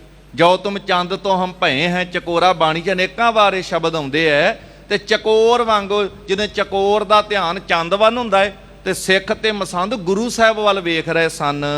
ਸ੍ਰੀ ਹਰਗੋਬਿੰਦ ਚੰਦ ਆਨੰਦੇ ਸ੍ਰੀ ਗੁਰੂ ਹਰਗੋਬਿੰਦ ਸਾਹਿਬ ਤੇ ਚੰਦਰਮਾ ਵਰਗੋ ਸ਼ੀਤਲਤਾ ਦੇਣ ਵਾਲੇ ਤਿਨ ਪਿਖ ਮੁਸਕਾਵਤ ਮੰਦ ਮੰਦੇ। ਸਤਿਗੁਰੂ ਪਾਤਸ਼ਾਹ ਮਸੰਦਾਂ ਵੱਲ ਵੇਖ ਕੇ ਨਾ ਸਹਿਜੇ ਸਹਿਜੇ ਮੁਸਕਰਾਉਂਦੇ ਹਨ, ਜਿਵੇਂ ਦੀ ਉਹ ਕਾਰ ਵਿਹਾਰ ਕਰ ਰਹੇ ਸੀ ਤੇ ਸਤਿਗੁਰੂ ਬੜੇ ਪਿਆਰ ਨਾਲ ਵੇਖ ਕੇ ਮੁਸਕਰਾਉਂਦੇ ਹਨ। ਬੁੱਢਾ ਸਨਮੁਖ ਥਿਰਿਓ ਨਿਹਾਰਾ। ਤੇ ਧੰਨ ਬਾਬਾ ਬੁੱਢਾ ਸਾਹਿਬ ਸਾਹਮਣੇ ਸਤਿਗੁਰੂ ਪਾਤਸ਼ਾਹ ਦੇ ਕੋਲ ਖੜੇ ਸਨ ਤੇ ਉਹਨਾਂ ਵੱਲ ਵੇਖ ਕਰਕੇ ਸਭ ਸੁਨਾਏ ਤੇ ਸੰਗ ਉਚਾਰਾ। ਸੁਣਾਉਂਦੇ ਸਾਰਿਆਂ ਨੂੰ ਨੇ ਤੇ ਬਾਬਾ ਬੁੱਢਾ ਸਾਹਿਬ ਨੂੰ ਛੇਵੇਂ ਪਾਤਸ਼ਾਹ ਏਦਾਂ ਆਖਦੇ ਹਨ, ਇਹ ਮਸੰਦ ਅਬ ਕਿਆ ਲੈ ਆਏ। ਕਹਿਣ ਲੱਗੇ ਬਾਬਾ ਬੁੱਢਾ ਸਾਹਿਬ ਇਹ ਮਸੰਦ ਹੁਣ ਕੀ ਲੈ ਕਰਕੇ ਆਏ ਹਨ।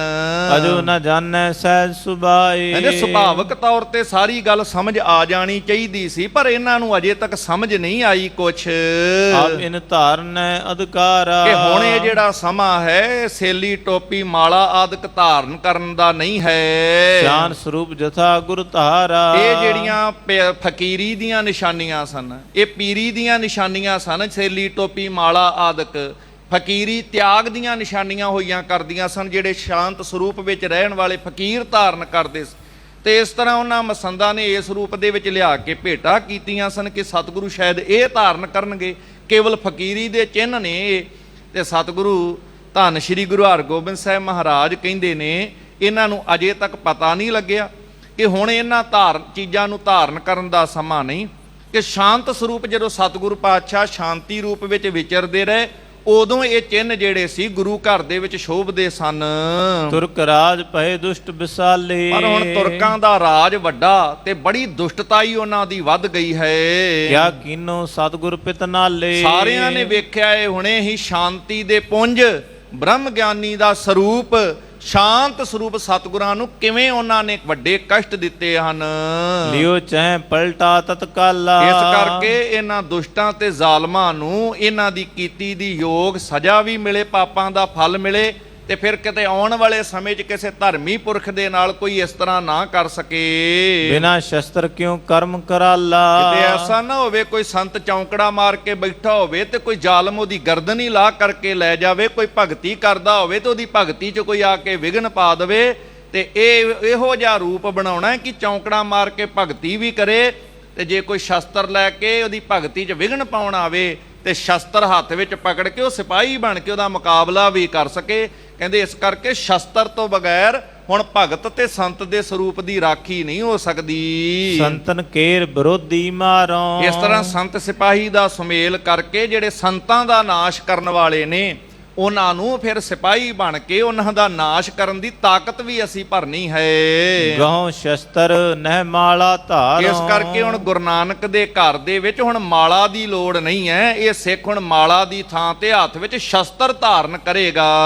ਪ੍ਰਥਮ ਹੁਤੇ ਛਤਰੀ ਮਹਿ ਪਾਲਾ। ਪਹਿਲਾਂ ਜਿਹੜੇ ਬਹੁਤ ਜਿੱਥੇ ਰਾਜੇ ਇੱਥੇ ਰਾਜ ਕਰਦੇ ਸੀ, ਜਿਨ੍ਹਾਂ ਨੂੰ ਛਤਰੀ ਕਿਹਾ ਜਾਂਦਾ ਸੀ, ਸ਼ਸਤਰ ਧਾਰਨ ਕਰਦੇ ਸੀ। ਜੋ ਆਜੁਦ ਕੋ ਅਭਿਆਸ ਬਸਾਲਾ। ਸ਼ਸਤਰ ਧਾਰਨ ਕਰਦੇ ਸੀ, ਵੱਡਾ ਸ਼ਸਤਰਾਂ ਦਾ ਅਭਿਆਸ ਕਰਦੇ ਸਨ।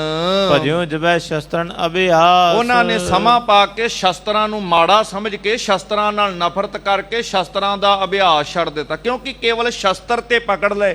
ਸ਼ਸਤਰ ਪਕੜਨ ਤੋਂ ਪਹਿਲਾਂ ਸੰਤ ਦਾ ਸਰੂਪ ਨਹੀਂ ਸੀ। ਚੇਤੇ ਰੱਖਿਓ, ਆਮ ਬੰਦੇ ਦੇ ਹੱਥ ਵਿੱਚ ਤਾਕਤ ਆ ਜੇ ਉਹ ਦੁਰਵਰਤੋਂ ਕਰਦਾ ਹੈ, ਪਰ ਸੰਤ ਦੇ ਹੱਥ ਵਿੱਚ ਤਾਕਤ ਆ ਜੇ ਉਹ ਪਰਉਪਕਾਰ ਕਰਦਾ। ਤਾਂ ਹੀ ਛੇਵੇਂ ਪਾਤਸ਼ਾਹ ਬਾਰੇ ਆਪਾਂ ਪੜ੍ਹਦੇ ਆ ਨਾ, ਦਲ ਭੰਜਨ ਗੁਰ ਸੂਰਮਾ ਵੱਡ ਜੋਧਾ। ਜੋਧੇ ਵੀ ਨੇ ਤੇ ਨਾਲ ਸ਼ਬਦ ਆਉਂਦਾ ਪਰਉਪਕਾਰੀ। ਵੱਡ ਜੋਧਾ ਬਹੁ ਪਰਉਪਕਾਰੀ। ਜੋਧਾ ਤੇ ਪਰਉਪਕਾਰੀ ਇੱਕ ਨਿਰਾਲਾ ਰੂਪ ਹੈ। ਸੰਤ ਤੇ ਸਿਪਾਹੀ ਦਾ ਰੂਪ ਬਣਾਉਣਾ ਹੈ। ਜਿੱਥੇ ਸੰਤ ਦਾ ਸਰੂਪ ਤਿਆਰ ਕੀਤਾ ਹੈ, ਹੁਣ ਸੰਤ ਨੂੰ ਸਿਪਾਹੀ ਵੀ ਬਣਾਉਣਾ ਹੈ। ਜਿੱਥੇ ਭਗਤੀ ਦੇ ਨਾਲ ਜੋੜਿਆ ਹੈ, ਉੱਥੇ ਸ਼ਕਤੀ ਦੇ ਨਾਲ ਵੀ ਜੋੜਨਾ। ਇਸ ਕਰਕੇ ਸਤਿਗੁਰੂ ਦੱਸਦੇ ਕੱਲੀ ਸ਼ਕਤੀ ਜ਼ੁਲਮ ਵਾਲੇ ਪਾਸੇ ਲੈ ਗਈ। ਇਸ ਕਰਕੇ ਪਹਿਲੇ 5 ਜਾਮਿਆਂ ਤੱਕ ਬਾਣੀ ਨੇ ਸੰਤ ਸਰੂਪ ਬਣਾ ਕੇ ਫਿਰ ਅਸੀਂ ਹੁਣ ਉਹਦੇ ਹੱਥ ਵਿੱਚ ਸੰਤਾਂ ਭਗਤਾਂ ਦੇ ਹੱਥ ਵਿੱਚ ਸ਼ਸਤਰ ਪਕੜਾਉਣੇ ਆ। ਇਸ ਤਰ੍ਹਾਂ ਕਹਿੰਦੇ ਪੁਰਾਣੇ ਸਮੇਂ ਜਦੋਂ ਸ਼ਸਤਰ ਲੋਕਾਂ ਤਿਆਗ ਦਿੱਤੇ, ਲੀਨੋ ਤੁਰਕ ਰਾਜ ਨਿਜ ਪਾਸ। ਤੇ ਤੁਰਕਾਂ ਨੇ ਵੇਖਿਆ ਲੋਕ ਤੇ ਇੱਥੋਂ ਦੇ ਸ਼ਸਤਰ ਚੁੱਕਦੇ ਨਹੀਂ, ਉਹ ਹਥਾੜਵੀ ਬਣ ਕੇ ਆਏ ਤੇ ਇਹਨਾਂ ਕੋਲੋਂ ਰਾਜ ਭਾਗ ਸਾਰਾ ਉਹਨਾਂ ਖੋਹ ਲਿਆ। ਦੇਸ਼ ਵਿਦੇਸ਼ ਜੀਤ ਕਰ ਲੀਨੇ, ਸਾਰੇ ਦੇਸ਼ ਵਿਦੇਸ਼ ਉਹਨਾਂ ਸਾਰੇ ਜਿੱਤ ਲਏ ਸਨ। ਸ਼ਸਤਰਨ ਬਲ ਨੇ ਅਟਕਨ ਦੀਨੇ, ਉਹਨਾਂ ਕੋ ਵੱਡੇ ਸ਼ਸਤਰ ਸਨ, ਇਹਨਾਂ ਸ਼ਸਤਰਾਂ ਦਾ ਅਭਿਆਸ ਨਹੀਂ ਕੀਤਾ, ਆਖਰ ਕੋਈ ਉਹਨਾਂ ਨੂੰ ਰੋਕ ਨਾ ਪਾਇਆ। ਅਬ ਨਿਜ ਸਿੱਖਣ ਸ਼ਸਤਰ ਗਹਾਵੇਂ, ਕਹਿਣ ਲੱਗੇ ਹੁਣ ਅਸੀਂ ਆਪਣੇ ਸਿੱਖਾਂ ਨੂੰ ਹਰ ਇੱਕ ਦੇ ਹੱਥ ਦੇ ਵਿੱਚ ਸ਼ਸਤਰ ਪਕੜਾਵਾਂਗੇ। ਵਿਦਿਆ ਕਰ ਅਭਿਆਸੈ ਪਾਵੇਂ, ਤੇ ਕੇਵਲ ਸ਼ਸਤਰ ਹੱਥ ਵਿੱਚ ਪਕੜਾਉਣੇ ਹੀ ਨਹੀਂ ਕਿ ਸ਼ਸਤਰ ਤੇ ਪਕੜਿਆ ਹੋਵੇ ਤੇ ਕੋਈ ਲੁੱਟਣ ਵਾਲਾ ਆ ਕੇ ਸਾਰੇ ਕੱਪੜੇ ਲਵਾ ਕੇ ਲੈ ਜੇ, ਤੇ ਜਿਹੜਾ ਕੋਲ ਵੇਖਿਆ ਕੀ ਬੰਨਿਆ, ਕਹਿੰਦੇ ਪਿਸਤੌਲ ਹੱਥ 'ਚ ਅੱਗੇ ਕੀਤਾ ਕਿਸੇ ਨੇ, ਕਹਿੰਦੇ ਆ ਕਾਹਦੇ ਲਈ ਸੀ, ਕਹਿੰਦੇ ਔਖੇ ਵੇਲੇ ਵਾਸਤੇ ਸੀ, ਕਹਿੰਦੇ ਸਾਰੇ ਕੱਪੜੇ ਲਵਾ ਲਏ, ਸਮਾਨ ਖੋਲਿਆ, ਤੇ ਚਲਾਇਆ ਕਿਉਂ ਨਹੀਂ, ਕਹਿੰਦੇ ਚਲਾਉਣਾ ਨਹੀਂ ਸੀ ਮੈਨੂੰ ਆਉਂਦਾ ਤੇ ਹਿੰਮਤ ਵੀ ਨਹੀਂ ਸੀ ਚਲਾਉਣ ਦੀ। ਤੇ ਕਹਿੰਦੇ ਇਹੋ ਜੀ ਹਾਲਤ ਨਾ ਬਣ ਜੇ ਕਿ ਸ਼ਸਤਰ ਤੇ ਕੋਲ ਹੋਵੇ, ਨਾ ਚਲਾਉਣਾ ਆਉਂਦਾ ਹੋਵੇ ਤੇ ਨਾ ਹਿੰਮਤ ਬਾਣੀ ਨੇ ਬਖਸ਼ੀ, ਤੇ ਚਲਾਉਣ ਦੇ ਵਾਸਤੇ ਅਭਿਆਸ ਸਾਹਿਬ ਕਹਿੰਦੇ ਇਹੋ ਜਿਹਾ ਪ੍ਰਬੰਧ ਕਰਾਂਗੇ, ਅਭਿਆਸ ਵੀ ਕਰਾਵਾਂਗੇ, ਇਹ ਵਿਦਿਆ ਦਵਾਂਗੇ। ਸੰਗਰ ਘੋਰ ਕਰੈ ਅਰ ਘਾਵੇਂ, ਵੱਡੇ ਵੱਡੇ ਭਿਆਨਕ ਜੰਗ ਕਰਨਗੇ ਤੇ ਵੈਰੀਆਂ ਦਾ ਇਹ ਸਿੱਖ ਨਾਸ਼ ਕਰਨਗੇ। ਗੁਰ ਸਹਾਈ ਬੜ ਰਾਜ ਕਮਾਵੇਂ, ਗੁਰੂ ਦੀ ਸਹਾਇਤਾ ਲੈ ਕੇ ਜਦੋਂ ਸ਼ਸਤਰ ਧਾਰੀ ਸੰਤ ਸਿਪਾਹੀ ਬਣਨਗੇ ਤੇ ਆਉਣ ਵਾਲੇ ਸਮੇਂ 'ਚ ਵੱਡੇ ਰਾਜ ਪ੍ਰਾਪਤ ਕਰਨਗੇ। ਸੁਨ ਬੋਲਿਓ ਬੁੱਢਾ ਕਰ ਜੋਰ, ਇਸ ਤਰ੍ਹਾਂ ਸਤਿਗੁਰ ਪਾਤਸ਼ਾਹ ਦੇ ਬਚਨ ਸੁਣ ਕੇ ਧੰਨ ਬਾਬਾ ਬੁੱਢਾ ਸਾਹਿਬ ਹੱਥ ਜੋੜ ਕੇ ਬੇਨਤੀ ਕਰਦੇ ਹਨ, ਗੁਰ ਮਰਜੀ ਬਿਨ ਬਨੈ ਨਾ ਹੋਰ, ਕਿ ਸਤਿਗੁਰ ਪਾਤਸ਼ਾਹ ਤੁਹਾਡੀ ਮਰਜ਼ੀ ਤੋਂ ਬਗੈਰ ਹੋਰ ਕੁਝ ਨਹੀਂ ਹੋਏਗਾ, ਤੁਹਾਡੇ ਭਾਣੇ ਅਨੁਸਾਰ ਹੀ ਸਾਰੇ ਕਾਰਜ ਹੋਣੇ ਹਨ। ਪੰਜ ਗੁਰ ਆਗੇ ਜਗ ਭਏ, ਆਪ ਸਭ ਕੁਝ ਜਾਣਦੇ ਨੇ ਬਾਬਾ ਬੁੱਢਾ ਸਾਹਿਬ, ਪਰ ਅਣਜਾਣ ਜੇ ਹੋਣ ਦਾ ਆਪ ਪ੍ਰਗਟਾਵਾ ਕਰਦੇ ਨੇ ਕਿ ਪਹਿਲੇ ਪੰਜ ਸਤਿਗੁਰੂ ਪਾਤਸ਼ਾਹ ਜਿਸ ਰੂਪ ਦੇ ਵਿੱਚ ਉਹਨਾਂ ਮਰਿਆਦਾ ਨਿਭਾਈ, ਜਥਾ ਰੀਤ ਪੂਰਬ ਨਿਰਮਏ, ਜਿਸ ਤਰੀਕੇ ਦੇ ਨਾਲ ਪਹਿਲਾਂ ਉਹਨਾਂ ਮਰਿਆਦਾ ਪ੍ਰਗਟ ਕੀਤੀ ਸੀ, ਤਥਾ ਮਸੰਦ ਆਪ ਢਿਗ ਲਿਆ, ਬਸ ਉਸੇ ਮਰਿਆਦਾ ਦੇ ਅਨੁਸਾਰ ਫਕੀਰੀ ਦੇ ਚਿੰਨ, ਸੇਲੀ ਤੇ ਟੋਪੀ, ਸੇਲੀ ਮਾਲਾ ਆਦਿਕ ਤੁਹਾਡੇ ਕੋ ਮਸੰਦ ਲੈ ਕੇ ਆਏ ਸਨ। ਕਰੋ ਆਪ ਜੈਸੇ ਮਨ ਭਾਏ, ਇਸ ਕਰਕੇ ਹੁਣ ਜਿਵੇਂ ਆਪ ਜੀ ਚਾਹੁੰਦੇ ਹੋ, ਸਤਿਗੁਰੂ ਤੁਹਾਡੇ ਹੁਕਮਾਂ ਅਨੁਸਾਰ ਸਾਰੇ ਸਿੱਖ ਨੇ, ਤੁਸੀਂ ਹੁਕਮ ਕਰੋ ਜਿਵੇਂ ਤੁਹਾਨੂੰ ਚੰਗਾ ਲੱਗਦਾ ਹੈ। ਨਈ ਰੀਤ ਜੇ ਕਰੋ ਚਲਾਵਨ, ਜੇ ਆਪ ਜੀ ਹੁਣ ਇਹ ਨਵੀਂ ਮਰਿਆਦਾ ਗੁਰੂ ਨਾਨਕ ਦੇ ਘਰ ਦੀ ਸੰਤ ਸਿਪਾਹੀ ਵਾਲੀ ਚਲਾਉਣਾ ਚਾਹੁੰਦੇ ਹੋ, ਧਰੋ ਸ਼ਸਤਰਨ ਗਨ ਦੁਸ਼ਟਨ ਘਾਵਨ, ਫਿਰ ਆਪ ਜੀ ਸ਼ਸਤਰ ਧਾਰੀ ਹੋਵੋ, ਦੁਸ਼ਟਾਂ ਦਾ ਨਾਸ਼ ਕਰੋ, ਜਿਮ ਰਾਵਰ ਕੀ ਮਰਜ਼ੀ ਹੋਏ, ਜਿਵੇਂ ਆਪ ਜੀ ਦੀ ਮੌਜ ਹੋਵੇ ਸਤਿਗੁਰੂ ਜੀ, ਮਾਨੈ ਤਿਮਨੀ ਕੀ ਸਭ ਕੋਏ, ਸਾਰੇ ਸਿੱਖ ਉਸੇ ਤਰੀਕੇ ਨਾਲ ਆਪ ਜੀ ਦੇ ਬਚਨ ਸਤ ਬਚਨ ਕਹਿ ਕੇ ਮੰਨਣਗੇ। ਸੋਨ ਬ੍ਰਿਤੇ ਸਤਿਗੁਰ ਮੁਸਕਾਏ, ਬਾਬਾ ਬੁੱਢਾ ਸਾਹਿਬ ਦੇ ਇਸ ਤਰ੍ਹਾਂ ਬੇਨਤੀ ਭਰੇ ਬਚਨ ਸੁਣ ਕੇ ਸ੍ਰੀ ਗੁਰੂ ਹਰਗੋਬਿੰਦ ਸਾਹਿਬ ਮਹਾਰਾਜ ਮੁਸਕਰਾਉਂਦੇ ਨੇ, ਕਿਉਂਕਿ ਬਾਬਾ ਬੁੱਢਾ ਸਾਹਿਬ ਨੇ ਤੇ ਸ਼ਸਤਰਾਂ ਦੀ ਵਿਦਿਆ ਦਿੱਤੀ ਹੈ, ਸਾਰਾ ਕੁਝ ਸਿਖਾਇਆ ਹੈ।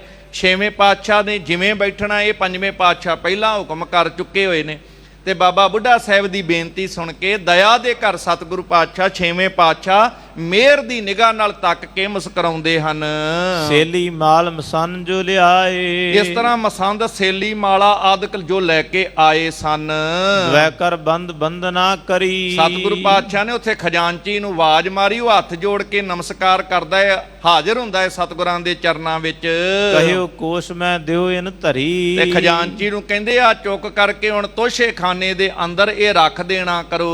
ਕੋਸ਼ ਹੁਕਮ ਮਾਨ ਗੁਰ ਕੇਰਾ, ਫਿਰ ਉੱਥੇ ਤੋਸ਼ੇ ਖਾਨੇ ਦਾ ਜਿਹੜਾ ਇੰਚਾਰਜ ਖਜ਼ਾਨਚੀ ਸੀ, ਉਹਨੇ ਉਸੇ ਤਰ੍ਹਾਂ ਸਤ ਬਚਨ ਕਿਹਾ, ਸਤਿਗੁਰੂ ਜੀ ਆਗੇ ਤੇ ਉਠਾਏ ਤਸਬੇਰਾ, ਤੇ ਸਤ ਬਚਨ ਕਹਿ ਕੇ ਉਹ ਸੇਲੀ ਮਾਲਾ ਆਦਿਕ ਜਿਹੜੀ ਚੁੱਕ ਲਈ ਹੈ ਸਤਿਗੁਰਾਂ ਦੇ ਕੋਲੋਂ ਤੇ ਤੋਸ਼ੇ ਖਾਨੇ ਦੇ ਵਿੱਚ ਪਹੁੰਚਾ ਦਿੱਤੀ ਹੈ। ਤੋਸ਼ੇ ਖਾਨੇ ਮੈਂ ਤਬ ਧਰੀ, ਇਸ ਤਰ੍ਹਾਂ ਇਹ ਚੀਜ਼ਾਂ ਸੰਭਾਲ ਕਰਕੇ ਸਤਿਗੁਰੂ ਪਾਤਸ਼ਾਹ ਦੇ ਖਜ਼ਾਨੇ ਵਿੱਚ, ਤੋਸ਼ੇ ਖਾਨੇ ਵਿੱਚ ਇਹ ਮਾਲਾ, ਇਹ ਸੇਲੀ ਜਿਹੜੇ ਫਕੀਰੀ ਦੇ ਚਿੰਨ ਸਨ ਕੱਲੇ, ਇਹ ਉੱਥੇ ਸੰਭਾਲ ਕੇ ਰੱਖ ਦਿੱਤੇ ਹਨ। ਉਠ ਅਰਦਾਸ ਬ੍ਰਿਧ ਪੁਨ ਕਰੀ, ਤੇ ਫਿਰ ਬਾਬਾ ਬੁੱਢਾ ਸਾਹਿਬ ਸਤਿਗੁਰਾਂ ਦੇ ਚਰਨਾਂ ਵਿੱਚ ਖੜੇ ਹੋ ਕੇ ਫਿਰ ਬੇਨਤੀ ਕਰਦੇ ਹਨ। ਪੰਚੋ ਸਤਿਗੁਰ ਕੇ ਲੈ ਨਾਮ, ਪੰਜਾਂ ਪਾਤਸ਼ਾਹੀਆਂ ਤੱਕ ਉਹਨਾਂ ਨੇ ਨਾਮ ਲਏ ਨੇ, ਪਹਿਲੇ ਪਾਤਸ਼ਾਹ ਤੋਂ ਲੈ ਕੇ ਪੰਜਵੇਂ ਪਾਤਸ਼ਾਹ ਤੱਕ। ਧੰਨ ਧੰਨ ਸ੍ਰੀ ਗੁਰੂ ਨਾਨਕ ਸਾਹਿਬ ਜੀ, ਧੰਨ ਧੰਨ ਸ੍ਰੀ ਗੁਰੂ ਅੰਗਦ ਸਾਹਿਬ ਜੀ, ਧੰਨ ਧੰਨ ਸ੍ਰੀ ਗੁਰੂ ਅਮਰਦਾਸ ਜੀ, ਧੰਨ ਧੰਨ ਸ੍ਰੀ ਗੁਰੂ ਰਾਮਦਾਸ ਜੀ, ਧੰਨ ਧੰਨ ਸ੍ਰੀ ਗੁਰੂ ਅਰਜਨ ਦੇਵ ਜੀ। ਭਾਗ ਲੀਨ ਕਰ ਮੈਂ ਅਬਰਾਮ। ਤੇ ਫਿਰ ਆਪਣੇ ਹੱਥ ਦੇ ਅੰਦਰ ਸੁੰਦਰ ਦਸਤਾਰ ਬੜੇ ਸਤਕਾਰ ਦੇ ਨਾਲ ਪਕੜ ਲਈ ਹੈ, ਜਿਸ ਕੇ ਛੋਰਨ ਜਰੀ ਵਿਸਾਲ। ਜਿਹਦੇ ਪੱਲਿਆਂ ਦੇ ਉੱਪਰ ਬੜੀ ਸੋਹਣੀ ਜਿਹੜੀ ਜਰੀ ਲੱਗੀ ਹੋਈ ਸੀ, ਚਮਕਤ ਬਹੁ ਸੁਖਮਾ ਕੇ ਨਾਲ। ਬੜੀ ਚਮਕਾਂ ਮਾਰਦੀ ਸੀ ਉਹ ਜਰੀ। ਸੁਖਮ ਸੂਤ ਅਦਕ ਜਿਸ ਕੇਰਾ। ਬੜਾ ਬਰੀਕ ਧਾਗਾ ਸੀ ਜਿਸ ਦਸਤਾਰ ਦਾ। ਸ੍ਰੀ ਹਰਿ ਗੋਬਿੰਦ ਕੋ ਤਿਸ ਤੇ ਬੇਰਾ। ਸਤਿਗੁਰੂ ਸ੍ਰੀ ਗੁਰੂ ਹਰਗੋਬਿੰਦ ਸਾਹਿਬ ਜੀ ਦੇ ਸੁੰਦਰ ਸੀਸ ਦੇ ਉੱਪਰ ਉਹ ਦਸਤਾਰ ਨੂੰ ਸਜਾਉਣ ਲੱਗੇ ਹਨ।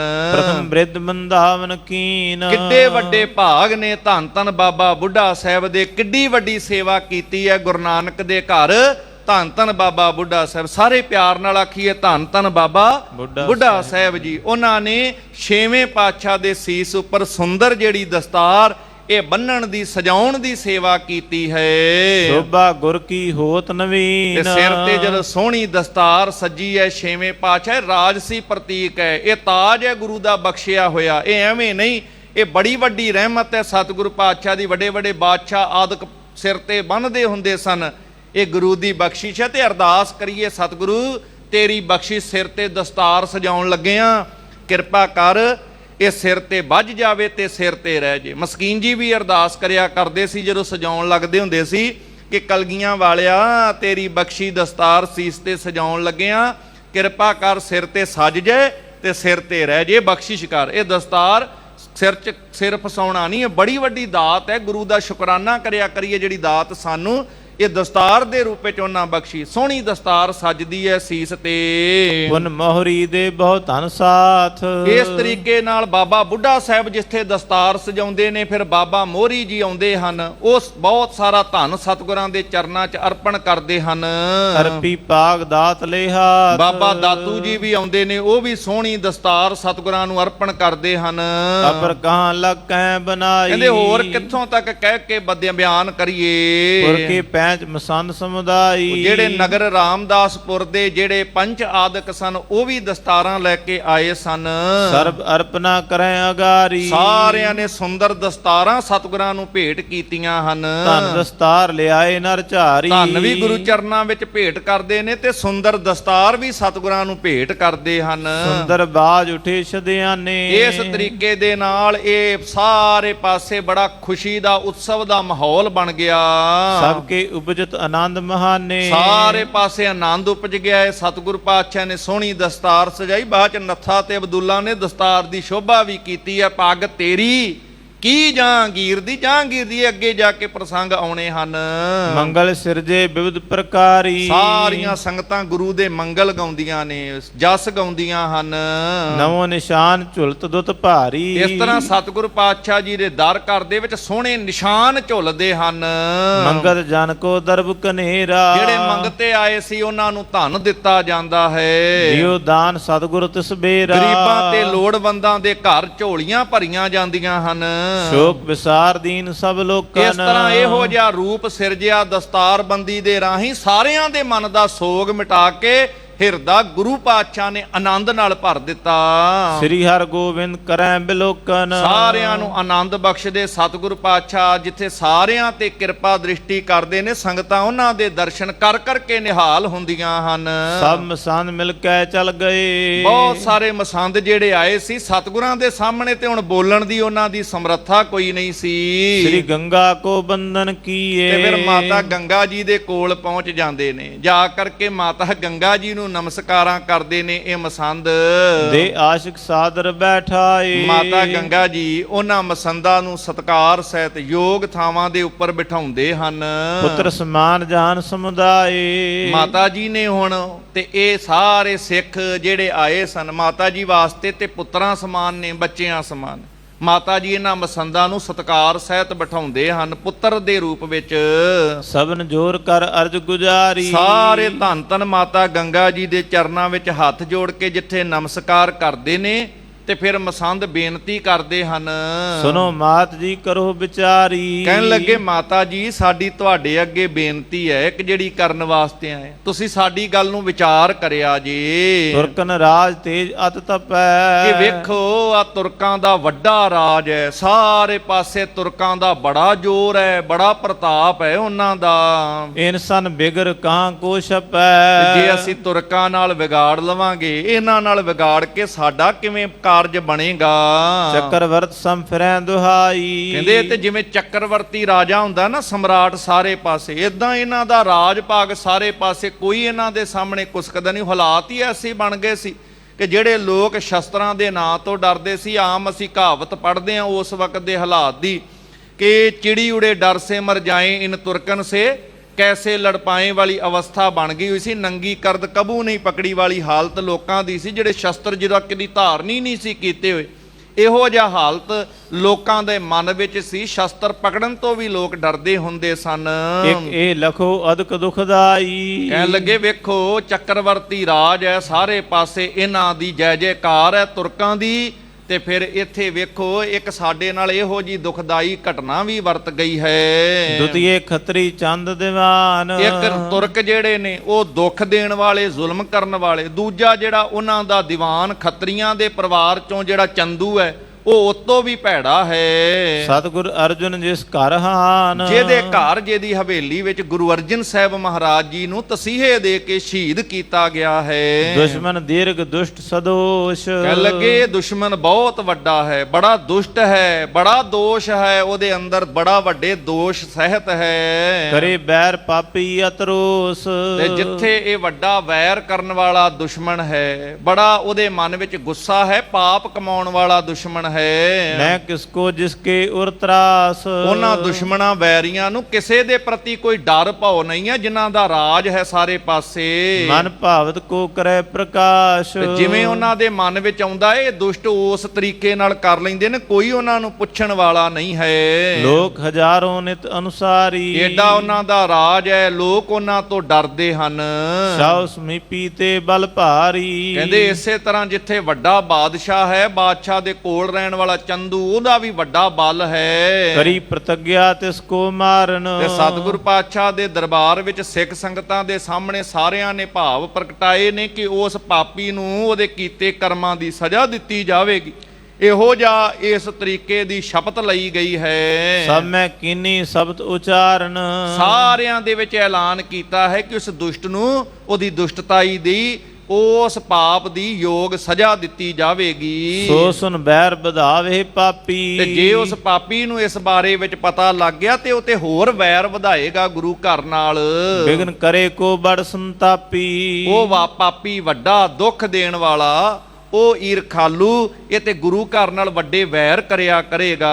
ਸਾਹਿਬਜ਼ਾਦੇ ਕੀ ਬੈਬਾਲ। ਤੇ ਸਾਹਿਬਜ਼ਾਦੇ ਸ਼੍ਰੀ ਗੁਰੂ ਹਰਗੋਬਿੰਦ ਸਾਹਿਬ ਮਹਾਰਾਜ, ਅਜੇ ਉਹਨਾਂ ਦੀ ਆਰਬਲਾ ਤੇ 11 ਕੁ ਵਰਿਆਂ ਦੀ ਹੈ। ਸ਼ਸਤਰ ਧਰਨ ਕੇ ਪਰੇ ਸੋ ਖਿਆਲ। ਪਰ ਉਹਨਾਂ ਨੇ ਸ਼ਸਤਰ ਧਾਰਨ ਕਰਨ ਦਾ ਖਿਆਲ ਆਪਣੇ ਮਨ ਵਿੱਚ ਰੱਖ ਲਿਆ। ਵੇਖੋ ਮਸੰਦਾਂ ਦੇ ਮਨ ਵਿੱਚ ਡਰ ਬੈਠਾ ਹੋਇਆ।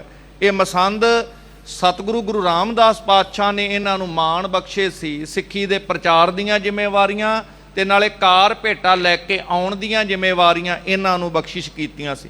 ਮਸੰਦ ਸ਼ਬਦ ਮਸਨਤ ਤੋਂ ਬਣਿਆ, ਗੱਦੀ ਤੇ ਬੈਠਣ ਵਾਲਾ। ਜਿੱਥੇ ਸੰਗਤਾਂ ਵਿੱਚ ਵਿਚਰਦੇ ਸੀ, ਕਾਰ ਭੇਟਾ ਲਿਆਉਂਦੇ ਸੀ, ਸਿੱਖੀ ਦਾ ਪ੍ਰਚਾਰ ਪ੍ਰਸਾਰ ਵੀ ਕਰਦੇ ਸੀ। 6 ਮਹੀਨੇ ਜਾਂ ਸਾਲ ਪਿੱਛੋਂ ਸੰਗਤਾਂ ਦੇ ਕੋਲੋਂ ਲਿਆ ਕੇ ਦਸਵੰਧ ਗੁਰੂ ਚਰਨਾਂ 'ਚ ਅਰਪਣ ਕਰਦੇ ਸੀ। ਫਿਰ ਗੁਰੂ ਪਾਤਸ਼ਾਹ ਮਹਾਰਾਜ ਮਨੁੱਖਤਾ ਦੀ ਭਲਾਈ ਵਾਸਤੇ ਉਹ ਸਾਰਾ ਧਨ ਜਿਹੜਾ ਸੀ ਇੱਕ ਥਾਂ ਤੇ ਇਕੱਠਾ ਕਰਕੇ ਫਿਰ ਖਰਚਿਆ ਕਰਦੇ ਸੀ, ਵੱਡੇ ਪ੍ਰਬੰਧ ਕੀਤੇ ਜਾਂਦੇ ਸੀ। ਇਹ ਮਸੰਦਾਂ ਨੂੰ ਬੜਾ ਸਤਿਗੁਰਾਂ ਨੇ ਮਾਣ ਬਖਸ਼ਿਆ। ਪਰ ਜਿਉਂ-ਜਿਉਂ ਧਨ ਆਉਣ ਲੱਗ ਪਿਆ, ਧਨ ਦੇ ਲਾਲਚ ਵਿੱਚ ਇਹ ਸੋਚ, ਹੁਣ ਜਿਵੇਂ ਜਿਵੇਂ ਇਹਨਾਂ ਦਾ ਮਾਣ ਮਿਲਦਾ ਹੈ, ਸਤਿਕਾਰ ਮਿਲਦਾ ਹੈ, ਤਿਵੇਂ ਤਿਵੇਂ ਇਹਨਾਂ ਦਾ ਮਨ ਵੀ ਜਿਹੜਾ ਹੈ ਹੌਲੀ ਹੌਲੀ ਡਰ ਦੇ ਵਿੱਚ ਪੈਂਦਾ ਹੈ ਕਿ ਕਿਤੇ ਇਹ ਮਿਲਦਾ ਹੋਇਆ ਮਾਣ, ਮਿਲਦਾ ਹੋਇਆ ਸਤਿਕਾਰ ਨਾ ਕਿਤੇ ਖੁੱਸ ਜਾਵੇ। ਜਿਹਨੂੰ ਮਾਣ ਤਾਣ ਮਿਲਣ ਲੱਗ ਪਵੇ ਫਿਰ ਡਰ ਹੁੰਦਾ ਹੈ ਕਿਤੇ ਇਹ ਚੀਜ਼ ਚਲੀ ਨਾ ਜਾਵੇ, ਸਤਿਕਾਰ ਨਾ ਚਲੇ ਜਾਵੇ। ਇਦਾਂ ਮਸੰਦਾਂ ਦੇ ਮਨ ਵਿੱਚ ਡਰ ਵੀ ਬੈਠਾ ਹੈ। ਚਮੂ ਨਾ ਪਾਸ ਲੜੈ ਲੜਨ ਕੈਸੇ। ਕਿ 6ਵੇਂ ਪਾਤਸ਼ਾਹ ਨੇ ਤੇ ਸ਼ਸਤਰ ਧਾਰਨ ਕਰਨ ਦਾ ਹੁਕਮ ਦੇ ਦਿੱਤਾ ਹੈ। ਉਹ ਅੱਜ ਵੀ ਆਪਾਂ ਬਚਨ ਪੜ੍ਹਦੇ ਹਾਂ, ਗੁਰੂ ਸਾਹਿਬ ਨੇ ਐਲਾਨ ਹੀ ਕਰਤਾ ਸੀ, ਜਬ ਹਮਰੇ ਦਰਸ਼ਨ ਕੋ ਆਵੋ ਹੋਏ ਸੁਚੇਤ ਤਨ, ਸ਼ਸਤਰ ਸਜਾਵੋ ਕਮਰ ਕੱਸਾ ਕਰ ਦੇਹੋ ਦਿਖਾਈ ਹਮਰੀ ਖੁਸ਼ੀ ਹੋਏ, ਅਧਿਕਾਈ ਕਿ ਸ਼ਸਤਰ ਲੈ ਕੇ ਆਉਣਾ ਹੈ। ਸਾਡੀ ਭੇਟਾ ਹੁਣ ਧਨ ਪਦਾਰਥ ਨਹੀਂ, ਵਧੀਆ ਸ਼ਸਤਰ ਤੇ ਵਧੀਆ ਘੋੜੇ ਸਾਡੀ ਭੇਟਾ ਹੋਇਆ ਕਰਨਗੀਆਂ। ਸਾਡੀ ਖੁਸ਼ੀ ਲੈਣੀ ਹੈ ਤੇ ਸਤਿਗੁਰੂ ਪਾਤਸ਼ਾਹ ਕਹਿੰਦੇ ਹੁਣ ਅੱਜ ਤੋਂ ਬਾਅਦ ਕਮਜ਼ੋਰੀ ਵਾਲਾ ਪੱਖ ਛੱਡ ਦੋ, ਕਾਇਰਤਾ ਬੁਜ਼ਦਲੀ ਇੱਕ ਗੁਨਾਹ ਹੋਏਗਾ। ਹੁਣ ਅੱਜ ਤੋਂ ਤੁਸੀਂ ਸ਼ਸਤਰ ਧਾਰਨ ਕਰਨੇ ਹੈ, ਘੋੜਿਆਂ ਦੀ ਸਵਾਰੀ ਕਰਨੀ ਹੈ, ਕਸਰਤਾਂ ਕਰਿਆ ਕਰੋ, ਜੰਗੀ ਅਭਿਆਸ ਕਰਿਆ ਕਰੋ, ਸ਼ਿਕਾਰ ਖੇਡਣਾ ਕਰੋ। ਇਸ ਤਰ੍ਹਾਂ ਸਤਿਗੁਰੂ ਪਾਤਸ਼ਾਹ ਨੇ ਤਕਰੀਰਾਂ ਕੀਤੀਆਂ ਸਨ। ਰਾਜਹੀਨ ਤੇ ਸੈਨ ਨਾ ਐਸੇ। ਤੇ ਇਹ ਹੁਣ ਡਰਦੇ ਹੋਏ ਕਹਿੰਦੇ ਸਾਡੇ ਕੋਲ ਤੇ ਹੁਣ ਜੰਗ ਲੜਨ ਵਾਸਤੇ ਫੌਜ ਵੀ ਨਹੀਂ ਹੈ, ਤੇ ਬਿਨਾਂ ਫੌਜ ਤੋਂ ਜੰਗ ਕਿਵੇਂ ਲੜਾਂਗੇ? ਫਿਰ ਰਾਜ ਵੀ ਨਹੀਂ ਹੈ, ਰਾਜ ਤੋਂ ਬਗੈਰ ਫੌਜ ਨਹੀਂ ਹੁੰਦੀ, ਤੇ ਫੌਜ ਤੋਂ ਬਗੈਰ ਜੰਗ ਨਹੀਂ ਲੜੀ ਜਾਂਦੀ ਹੈ। ਮੁਲਕ ਨਹੀਂ ਧਨ ਜਹ ਤੇ ਆਵੈ। ਤੇ ਫਿਰ ਫੌਜ ਵਾਸਤੇ ਧਨ ਵੀ ਤੇ ਚਾਹੀਦਾ ਹੈ, ਤੇ ਧਨ ਰਾਜ ਨਾਲ ਮਿਲਦਾ। ਸਾਡਾ ਕਿਹੜਾ ਕੋਈ ਮੁਲਕ ਰਾਜ ਭਾਗ ਹੈ ਜਿੱਥੋਂ ਧਨ ਆ ਜਾਏਗਾ ਇਹ ਫੌਜ ਨੂੰ ਤਿਆਰ ਕਰਨ ਵਾਸਤੇ।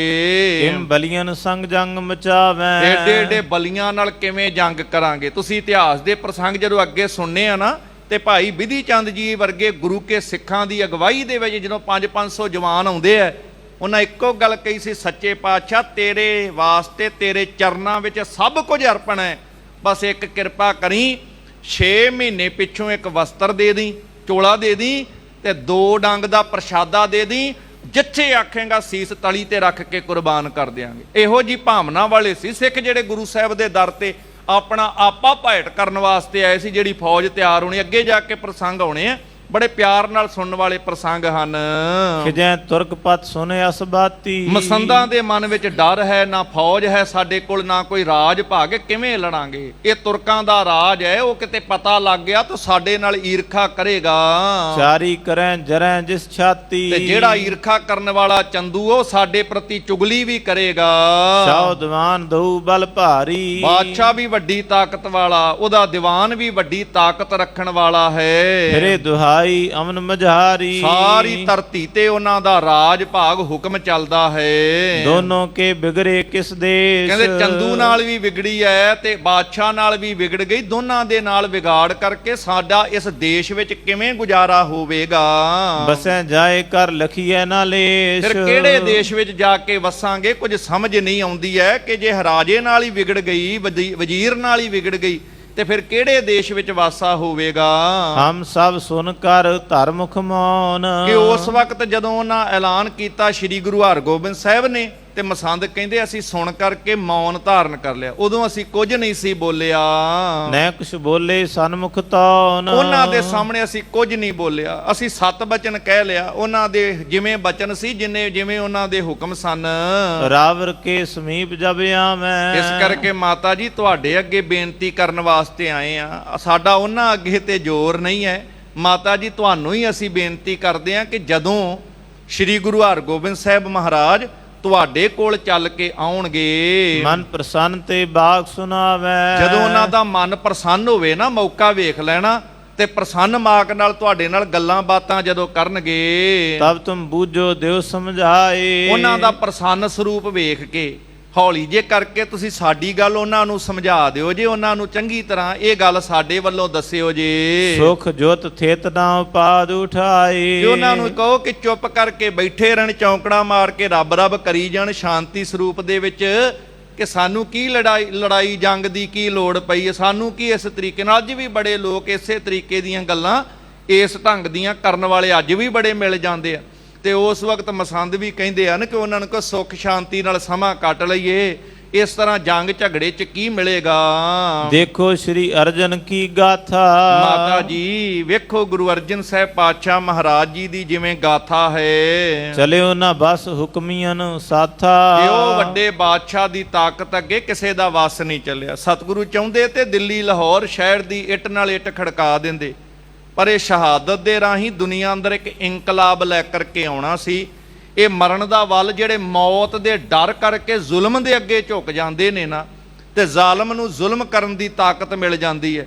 ਉਹ ਜ਼ਾਲਮ ਦੇ ਸਾਹਮਣੇ, ਜ਼ੁਲਮ ਦੇ ਸਾਹਮਣੇ ਖੜਾ ਕਰਨ ਦੀ ਤਾਕਤ ਹੈ ਕਿ ਮੌਤ ਵੀ ਆ ਜੇ ਤੇ ਜ਼ੁਲਮ ਅੱਗੇ ਨਾ ਸਿੱਖ ਝੁਕਣ। ਸ਼ਹਾਦਤ ਭਾਵੇਂ ਦਿੱਤੀ ਜਾਵੇ, ਪਰ ਸਿੱਖ ਗਲਤ ਨੀਤੀ ਅੱਗੇ ਤੇ ਜ਼ੁਲਮ ਅੱਗੇ ਝੁਕੇ ਨਾ। ਇਹ ਤਰੀਕਾ ਸਤਿਗੁਰੂ ਪਾਤਸ਼ਾਹ ਸਿਖਾਉਣਾ ਚਾਹੁੰਦੇ ਸਨ, ਪਰ ਇਹ ਪਾਪੀ ਸਤਿਗੁਰੂ ਪਾਤਸ਼ਾਹ ਮਹਾਰਾਜ ਜੀ ਦੇ ਪ੍ਰਤੀ ਹੁਣ ਮਸੰਦਾਂ ਦੇ ਮਨ ਵਿੱਚ ਵੀ ਡਰ ਬੈਠਾ ਹੈ, ਤੇ ਡਰਦੇ ਕਰਕੇ ਇਹੋ ਜੀਆਂ ਗੱਲਾਂ ਕਰਦੇ ਨੇ। ਵੇਖੋ ਉਹਨਾਂ ਦਾ ਵਸ ਵੀ ਨਹੀਂ ਚੱਲਿਆ ਹੈ। ਪ੍ਰਥਮ ਗੁਰਨ ਕੀ ਰੀਤ ਸੰਭਾਰੋ। ਕਿ ਸ੍ਰੀ ਗੁਰੂ ਹਰਗੋਬਿੰਦ ਸਾਹਿਬ ਜੀ ਨੂੰ ਚਾਹੀਦਾ ਪਹਿਲੇ ਗੁਰੂਆਂ ਵਾਲੀ ਜਿਹੜੀ ਰੀਤ ਹੈ, ਸੁੱਖ ਆਨੰਦ ਵਾਲੀ, ਉਸੇ ਤਰੀਕੇ ਦੀ ਰੀਤ ਸੰਭਾਲਣ। ਜਦੋਂ ਅਸੀਂ ਬਾਣੀ ਪੜ੍ਹੀਏ, ਕਦੀ ਗੁਰੂ ਨਾਨਕ ਪਾਤਸ਼ਾਹ ਮਹਾਰਾਜ ਦੇ ਬਚਨ ਪੜ੍ਹ ਲਿਆ ਕਰੀਏ। ਗੁਰੂ ਨਾਨਕ ਸਾਹਿਬ ਮਹਾਰਾਜ ਜੀ ਨੇ ਵੀ ਸ਼ਸਤਰ ਦੀ ਗੱਲ ਕੀਤੀ। ਜਦੋਂ ਉਹਨਾਂ ਦੇ ਬਚਨ ਪੜ੍ਹਦੇ ਕਹਿੰਦੇ ਸਤਿਗੁਰੂ ਪਾਤਸ਼ਾਹ ਮਹਾਰਾਜ ਜੀ ਨੇ ਬੜੇ ਸੁੰਦਰ ਬਚਨ ਕੀਤੇ ਨੇ। ਕਹਿੰਦੇ ਜਿਸ ਤਰੀਕੇ ਦੇ ਨਾਲ ਕਿਸੇ ਤਰੀਕੇ ਦੀ ਕੋਈ ਰਿਸ਼ਤਾ ਨਾਤਾ ਟੁੱਟ ਜਾਏ, ਮਿੱਠੇ ਬੋਲਾਂ ਨਾਲ ਸਾਂਝ ਪੈ ਜਾਂਦੀ ਹੈ, ਤੇ ਇਸੇ ਤਰੀਕੇ ਨਾਲ ਮਾਂ ਪਿਓ ਕਿਤੇ ਲੜ ਪੈਣ ਤੇ ਉਹਨਾਂ ਦੇ ਬੱਚਿਆਂ ਦੇ ਕਰਕੇ ਉਹ ਰਿਸ਼ਤੇ ਟੁੱਟਣ ਤੋਂ ਬਚ ਜਾਂਦੇ ਨੇ। ਪੁੱਤੀ ਗੰਢ ਪਵੇ ਸੰਸਾਰ, ਕਹਿਹਾਂ ਕੰਚਨ ਟੁੱਟੈ ਸਾਰ। ਇਸੇ ਤਰੀਕੇ ਨਾਲ ਕਹਿ ਦਾ ਭਾਂਡਾ ਕੋਈ ਸੋਨਾ ਟੁੱਟ ਜਾਏ ਤੇ ਟੁੱਟੇ ਹੋਏ ਨੂੰ ਜੋੜਨ ਵਾਸਤੇ ਫਿਰ ਕਹਿੰਦੇ ਅੱਗ ਦੇ ਰਾਹੀਂ ਇਹਨਾਂ ਟੁੱਟੇ ਹੋਈਆਂ ਧਾਤਾਂ ਨੂੰ ਜੋੜ ਕੇ ਇੱਕ ਕਰ ਦਿੱਤਾ ਜਾਂਦਾ ਹੈ। ਪਰ ਕਹਿੰਦੇ ਜਿਹੜਾ ਮੂਰਖ ਬੰਦਾ ਹੋਵੇ ਨਾ, ਜਦੋਂ ਮੂਰਖਤਾ ਕਰਦਾ ਹੋਵੇ, ਪਹਿਲਾਂ ਤੇ ਉਹਦੇ ਸਾਹਮਣੇ ਮੂਰਖ ਨਾਲ ਨਾ ਲੁੱਝੀਏ ਵਾਲੀ ਅਵਸਥਾ ਹੈ ਕਿ ਨਹੀਂ ਬੋਲਣਾ ਚਾਹੀਦਾ, ਚੁੱਪ ਰਹਿਣਾ ਚਾਹੀਦਾ ਹੈ। ਪਰ ਸਾਡੇ ਵੱਲੋਂ ਮੌਨ ਧਾਰਨ ਕਰਨ ਤੇ, ਸਾਡੇ ਵੱਲੋਂ ਚੁੱਪ ਕਰਨ ਤੇ ਵੀ ਮੂਰਖ ਬੰਦਾ ਆਪਣੀ ਮੂਰਖਤਾ ਤੋਂ ਬਾਜ ਨਾ ਆਵੇ। ਤੇ ਫਿਰ ਬਚਨ ਹੈ ਬਾਬੇ ਨਾਨਕ ਦੇ, ਮੂਰਖ ਗੰਢ ਪਵੇ ਮੂੰਹ ਮਾਰ। ਫਿਰ ਮੂਰਖ ਨੂੰ ਚੁੱਪ ਕਰਾਉਣ ਵਾਸਤੇ ਕਈ ਵਾਰ ਹੱਥ ਦਾ ਕਸੁੰਨ ਬਣਾ ਕੇ ਵੀ ਉਹਦੇ ਮੂੰਹ ਤੇ ਮਾਰਨਾ ਪੈਂਦਾ। ਤਾਕਤ ਦੀ ਵਰਤੋਂ ਕਰਨੀ ਪੈਂਦੀ ਹੈ ਜਦੋਂ ਮੂਰਖ ਆਪਣੀ ਮੂਰਖਤਾ ਤੋਂ ਬਾਜ ਨਾ ਆਵੇ। ਗੁਰੂ ਨਾਨਕ ਦੇ ਘਰ ਨਿਮਰਤਾ ਦੀ ਗੱਲ ਹੈ, ਪਰ ਸਾਡੀ ਨਿਮਰਤਾ ਨੂੰ ਕੋਈ ਸਾਡੀ ਬੁਝਦਲੀ ਕਾਇਰਤਾ ਨਾ ਸਮਝ ਲਵੇ ਸੰਗਤ ਜੀ, ਫਿਰ ਉਦੋਂ ਤਾਕਤਵਰ ਦੀ ਵਰਤੋਂ ਕਰਨੀ ਪੈਂਦੀ ਹੈ। ਇੱਕ ਗੁਰੂ ਨਾਨਕ ਦਾ ਘਰ ਨਿਮਰਤਾ ਦੀ ਗੱਲ ਸਿਖਾਉਂਦਾ ਹੈ, ਪਰ ਉਹ ਜ਼ਾਲਮ ਸੋਚਦੇ ਸੀ ਸ਼ਾਇਦ ਡਰ ਗਏ ਨੇ, ਇਹ ਕਾਇਰਤਾ ਨਾ ਬਣਦੇ, ਬੁਝਦਲੀ ਨਾ ਬਣ ਜੇ, ਫਿਰ ਉਦੋਂ ਤਾਕਤ ਵਰਤਣੀ ਪੈਂਦੀ ਹੈ। ਬੜੇ ਯੋਗ ਸਮੇਂ ਦੇ ਵਿੱਚ ਸਤਿਗੁਰੂ ਪਾਤਸ਼ਾਹ ਨੇ ਅਗਵਾਈ ਕੀਤੀ ਹੈ, ਛੇਵੇਂ ਪਾਤਸ਼ਾਹ ਨੇ, ਤਾਂ ਕਿ ਮਨੁੱਖਤਾ ਦੇ ਅੰਦਰ ਕਾਇਰਤਾ ਨਾ ਬਣੇ। ਜਿਹਨਾਂ ਦੇ ਅੰਦਰ ਡਰ ਵੀ ਸੀ ਨਾ ਥੋੜਾ ਬਹੁਤਾ ਕਿ ਅਸੀਂ ਬੜੇ ਕਮਜ਼ੋਰ ਹਾਂ, ਕਿਵੇਂ ਮੁਕਾਬਲਾ ਕਰਾਂਗੇ, ਤੇ ਸਤਿਗੁਰਾਂ ਸਮਝਾਇਆ ਸੀ, ਵੇਖੋ ਵੱਡਾ ਸਾਰਾ ਜੰਗਲ ਹੈ, ਇੱਕ ਨਿੱਕੀ ਜੀ ਤੀਲੀ ਹੁੰਦੀ ਹੈ ਅੱਗ ਦੀ, ਸਾਰੇ ਜੰਗਲ ਨੂੰ ਨਿੱਕੀ ਜੀ ਚਿੰਗਿਆੜੀ ਅੱਗ ਲਾ ਕੇ ਸਾੜ ਸਕਦੀ। ਤੁਹਾਡਾ ਤੇ ਹਿਰਦਾ ਹੁਣੇ ਤੱਤੀ ਤਵੀ ਤੇ ਬਿਠਾ ਕੇ ਸਾੜਿਆ ਗਿਆ ਹੈ। ਤੁਸੀਂ ਸੋਚਦੇ ਅਸੀਂ ਥੋੜੇ ਜਿਹੇ ਕਮਜ਼ੋਰ ਹਾਂ, ਤੇ ਜਿਹੜੇ ਸੋਮੇ ਹੁੰਦੇ ਨੇ ਨਾ ਪਾਣੀ ਦੇ, ਇਹ ਨਿੱਕੇ ਨਿੱਕੇ ਸੋਮੇ ਜਦੋਂ ਇਕੱਠੇ ਹੋ ਕੇ ਚੱਲਦੇ ਨੇ ਦਰਿਆ ਬਣ ਜਾਂਦਾ ਹੈ। ਤਾਂ ਦਰਿਆਵਾਂ ਦੇ ਸਾਹਮਣੇ ਵੱਡੀਆਂ ਵੱਡੀਆਂ ਚਟਾਨਾਂ ਵੀ ਟਿਕਿਆ ਨਹੀਂ ਕਰਦੀਆਂ। ਇਸ ਤਰ੍ਹਾਂ ਸਤਿਗੁਰੂ ਪਾਤਸ਼ਾਹ ਜੀ ਨੇ ਸੰਗਠਿਤ ਹੋ ਕੇ ਚੱਲਣ ਦੀ ਪ੍ਰੇਰਨਾ ਦਿੱਤੀ ਸੀ ਕਿ ਇਹ ਜ਼ੁਲਮ ਦੇ ਅੱਗੇ ਝੁਕਣਾ ਨਹੀਂ। ਪਰ ਇਹ ਮਸੰਦਾਂ ਦੇ ਮਨ ਵਿੱਚ ਡਰ ਸੀ, ਤੇ ਇਹ ਮਾਤਾ ਜੀ ਨੂੰ ਸਮਝਾਉਂਦੇ ਨੇ ਕਿ ਉਹਨਾਂ ਨੂੰ ਕਹੋ ਪਹਿਲੇ ਗੁਰੂਆਂ ਵਰਗੀ ਰੀਤ ਸੰਭਾਲਣ। ਆਪਣੇ ਸੇਵਕ ਸਿੱਖ ਉਧਾਰ ਹੋ। ਆਪਣੇ ਸੇਵਕ ਤੇ ਸਿੱਖਾਂ ਦਾ ਭਲਾ ਕਰਨ। ਦੋਹਰਾ ਸੁਨ ਸ੍ਰੀ ਗੰਗਾ ਨੇ ਕਹਿਓ। ਉਹਨਾਂ ਦੀ ਸਾਰੀ ਗੱਲ ਸੁਣ ਕੇ ਮਾਤਾ ਗੰਗਾ ਜੀ ਜਾਣੀ ਜਾਣ ਫਿਰ ਬੜੇ ਪਿਆਰ ਨਾਲ ਸਮਝਾਉਂਦੇ ਹਨ। ਕਹਿਨ ਬਨੇ ਤਿਨ ਸਾਥ। ਕਹਿੰਦੇ ਜਿਵੇਂ ਯੋਗ ਹੋਏਗਾ ਅਸੀਂ ਉਹਨਾਂ ਨਾਲ ਗੱਲ ਕਰਾਂਗੇ। ਕਰਾਮਾਤ ਸਾਹਿਬ ਬਲੀ। ਕਹਿੰਦੇ ਉਹ ਤੇ ਕਰਾਮਾਤਾਂ ਵਿੱਚ ਸ਼ਕਤੀਆਂ ਵਿੱਚ ਸੰਪੰਨ ਹਨ ਹਰ ਪੱਖੋਂ। ਅਪਰ ਨ ਬਸ ਕੀ ਗਾਥ। ਕਹਿੰਦੇ ਹਰ ਤਰੀਕੇ ਨਾਲ ਸੰਪੂਰਨ ਨੇ, ਜੋ ਕਰਨਗੇ ਭਲਾ ਕਰਨਗੇ। ਸੋ ਮੈਂ ਬੂਝਨ ਕਰ ਭਲੇ। ਪਰ ਫਿਰ ਵੀ ਜਿਵੇਂ ਤੁਹਾਡੇ ਵੱਲੋਂ ਬੋਲ ਬਚਨ ਕਹੇ ਹਨ, ਮ੍ਰਿਦਤਾ ਜੁਤ ਸਮਝਾਏ। ਕਹਿੰਦੇ ਜੋ ਤੁਸੀਂ ਕਿਹਾ ਹੈ ਮੈਂ ਉਹਨਾਂ ਨਾਲ ਵਿਚਾਰ ਜ਼ਰੂਰ ਕਰਾਂਗੀ। ਬਰਜੋਂ ਬਰਜੈ ਜੀਰ ਹੈ। ਤੁਹਾਡੇ ਵਾਲੇ ਪੱਖ ਜੋ ਮਸੰਦਾਂ ਨੇ ਕਹੇ, ਕਹਿੰਦੇ ਮੈਂ ਉਹਨਾਂ ਨੂੰ ਦੱਸਣ ਦਾ ਯਤਨ ਕਰਾਂਗੀ। ਬਰਜੇ ਮਨ ਮੈਂ ਆਏ। ਪਰ ਉਹ ਮੌਜ ਗੁਰੂ ਕੀ ਹੈ, ਕਿਉਂਕਿ ਉਹਨਾਂ ਦੀ ਅਗਵਾਈ ਤੇ ਹੁਕਮ ਵਿੱਚ ਅਸਾਂ ਚੱਲਣਾ ਹੈ। ਜੋ ਉਹਨਾਂ ਨੂੰ ਚੰਗਾ ਲੱਗੇਗਾ ਗੁਰੂ ਨਾਨਕ ਦੇ ਘਰ ਦੀ ਵਡਿਆਈ ਅਨੁਸਾਰ ਕਰਨਗੇ। ਸੁਨ ਮਸੰਦ ਠਾਂਡੇ ਭਏ। ਇਸ ਤਰ੍ਹਾਂ ਮਾਤਾ ਜੀ ਨੇ ਬਚਨ ਕੀਤਾ ਕਿ ਮੈਂ ਉਹਨਾਂ ਨਾਲ ਵਿਚਾਰ ਕਰਾਂਗੀ ਜ਼ਰੂਰ ਜੋ ਤੁਸੀਂ ਕਿਹਾ ਹੈ, ਪਰ ਜੋ ਕਰਨਗੇ ਉਹ ਭਲਾ ਹੀ ਕਰਨਗੇ, ਕਿਉਂਕਿ ਗੁਰੂ ਨਾਨਕ ਦੀ ਜੋਤ ਹੁਣ ਉਹਨਾਂ ਦੇ ਅੰਦਰ ਹੈ। ਗੁਰੂ ਨਾਨਕ ਸਾਹਿਬ ਦੀ ਗੱਦੀ ਦੇ ਉਹ ਮਾਲਕ ਨੇ, ਤੇ ਉਹਨਾਂ ਨੇ ਉਹ ਕੁਝ ਕਾਰਜ ਕਰਨਾ ਹੈ ਜੋ ਨਿਰੰਕਾਰ ਦੇ ਘਰ ਦਾ ਹੁਕਮ ਹੈ। ਇਸ ਤਰ੍ਹਾਂ ਸੁਣ ਕੇ ਸਾਰੇ ਮਸੰਦ ਜਿਹੜੇ ਖੜੇ ਹੋ ਗਏ। ਮਸਤਕ ਟੇਕ ਸਿਧਾਏ। ਮਾਤਾ ਜੀ ਦੇ ਚਰਨਾਂ 'ਚ ਉਹਨਾਂ ਨਮਸਕਾਰ ਕੀਤੀ। ਸ੍ਰੀ ਗੰਗਾ ਚਿਤਵਤ ਗੁਰਨ। ਇੱਧਰ ਮਾਤਾ ਗੰਗਾ ਜੀ ਗੁਰੂ ਸਾਹਿਬ ਜੀ ਨੂੰ ਬੜੇ ਪਿਆਰ ਨਾਲ ਪੰਜਵੇਂ ਪਾਤਸ਼ਾਹ ਨੂੰ ਯਾਦ ਕਰਦੇ ਹਨ। ਦ੍ਰਿਗ ਜਲ ਝਲਕਿਓ ਆਏ। ਤੇ ਯਾਦ ਕਰਕੇ ਜਿਵੇਂ ਅੱਜ ਵੀ ਅਸੀਂ ਗੁਰੂ ਦੀ ਯਾਦ ਵਿੱਚ ਕਥਾ ਸੁਣਦਿਆਂ ਸਾਡੇ ਮਨ ਬੈਰਾਗ ਵਿੱਚ ਆ ਜਾਂਦੇ ਆ, ਤੇ ਮਾਤਾ ਜੀ ਦਾ ਵੀ ਮਨ ਬੈਰਾਗੀ ਹੋ ਜਾਂਦਾ। ਇੱਧਰ ਜਿਵੇਂ ਸਤਿਗੁਰੂ ਪਾਤਸ਼ਾਹ ਦੇ ਨਾਲ ਮਾਤਾ ਗੰਗਾ ਜੀ ਬਚਨ ਬਿਲਾਸ ਕਰਦੇ ਆ, ਉਧਰੋਂ ਛਿਵੇਂ ਅਕਾਲ ਬੁੰਗੇ ਦੀ, ਅਕਾਲ ਤਖਤ ਸਾਹਿਬ ਦੇ ਅਸਥਾਨ ਦੀ ਇਹ ਰਚਨਾ ਕੀਤੀ ਜਾਂਦੀ ਹੈ, ਸਿਰਜਣਾ ਕੀਤੀ ਜਾਂਦੀ। ਇਹ ਪ੍ਰਸੰਗ ਅੱਗੇ ਜਿਵੇਂ ਹੋਣਗੇ ਆਪਾਂ ਅਗਲਿਆਂ ਦੀਵਾਨਾਂ ਵਿੱਚ ਸਰਵਣ ਕਰਾਂਗੇ। ਸਤਿਗੁਰੂ ਕਿਰਪਾ ਕਰਨ, ਸਭ ਦੀ ਹਾਜ਼ਰੀ ਸੇਵਾਦਾਰ ਤੇ ਪ੍ਰਵਾਨ ਕਰਨ। ਗੁਰੂ ਕਾ ਇਤਿਹਾਸ ਬਾਣੀ ਸੁਣ ਕੇ ਸਾਡੇ ਮਨ ਵਿੱਚ ਭਾਵਨਾ ਬਣ ਜਾਏ, ਅੰਮ੍ਰਿਤ ਛਕ ਕੇ ਗੁਰੂ ਵਾਲੇ ਬਣੀਏ। ਨਾਨਕ ਨਾਮ ਚੜ੍ਹਦੀ ਕਲਾ, ਤੇਰੇ ਭਾਣੇ ਸਰਬੱਤ ਦਾ ਭਲਾ। ਸਭ ਦਾ ਧੰਨਵਾਦ, ਗੁਰੂ ਗ੍ਰੰਥ ਸਾਹਿਬ ਦਾ ਸ਼ੁਕਰਾਨਾ। ਅਖੀਰਲੀਆਂ ਪੰਕਤੀਆਂ ਪੜ੍ਹ ਕੇ ਸਮਾਪਤੀ ਹੈ ਜੀ। ਸੁਨ ਮਸੰਦ ਠਾਂਡੇ ਭਏ, ਮਸਤਕ ਟੇਕ ਸਿਧਾਏ। ਸ੍ਰੀ ਗੰਗਾ ਚਿਤਵਤ ਗੁਰਨ, ਦ੍ਰਿਗ ਜਲ ਝਲਕਿਓ ਆਏ। ਵਾਹਿਗੁਰੂ ਜੀ ਕਾ ਖਾਲਸਾ, ਵਾਹਿਗੁਰੂ ਜੀ ਕੀ ਫਤਿਹ।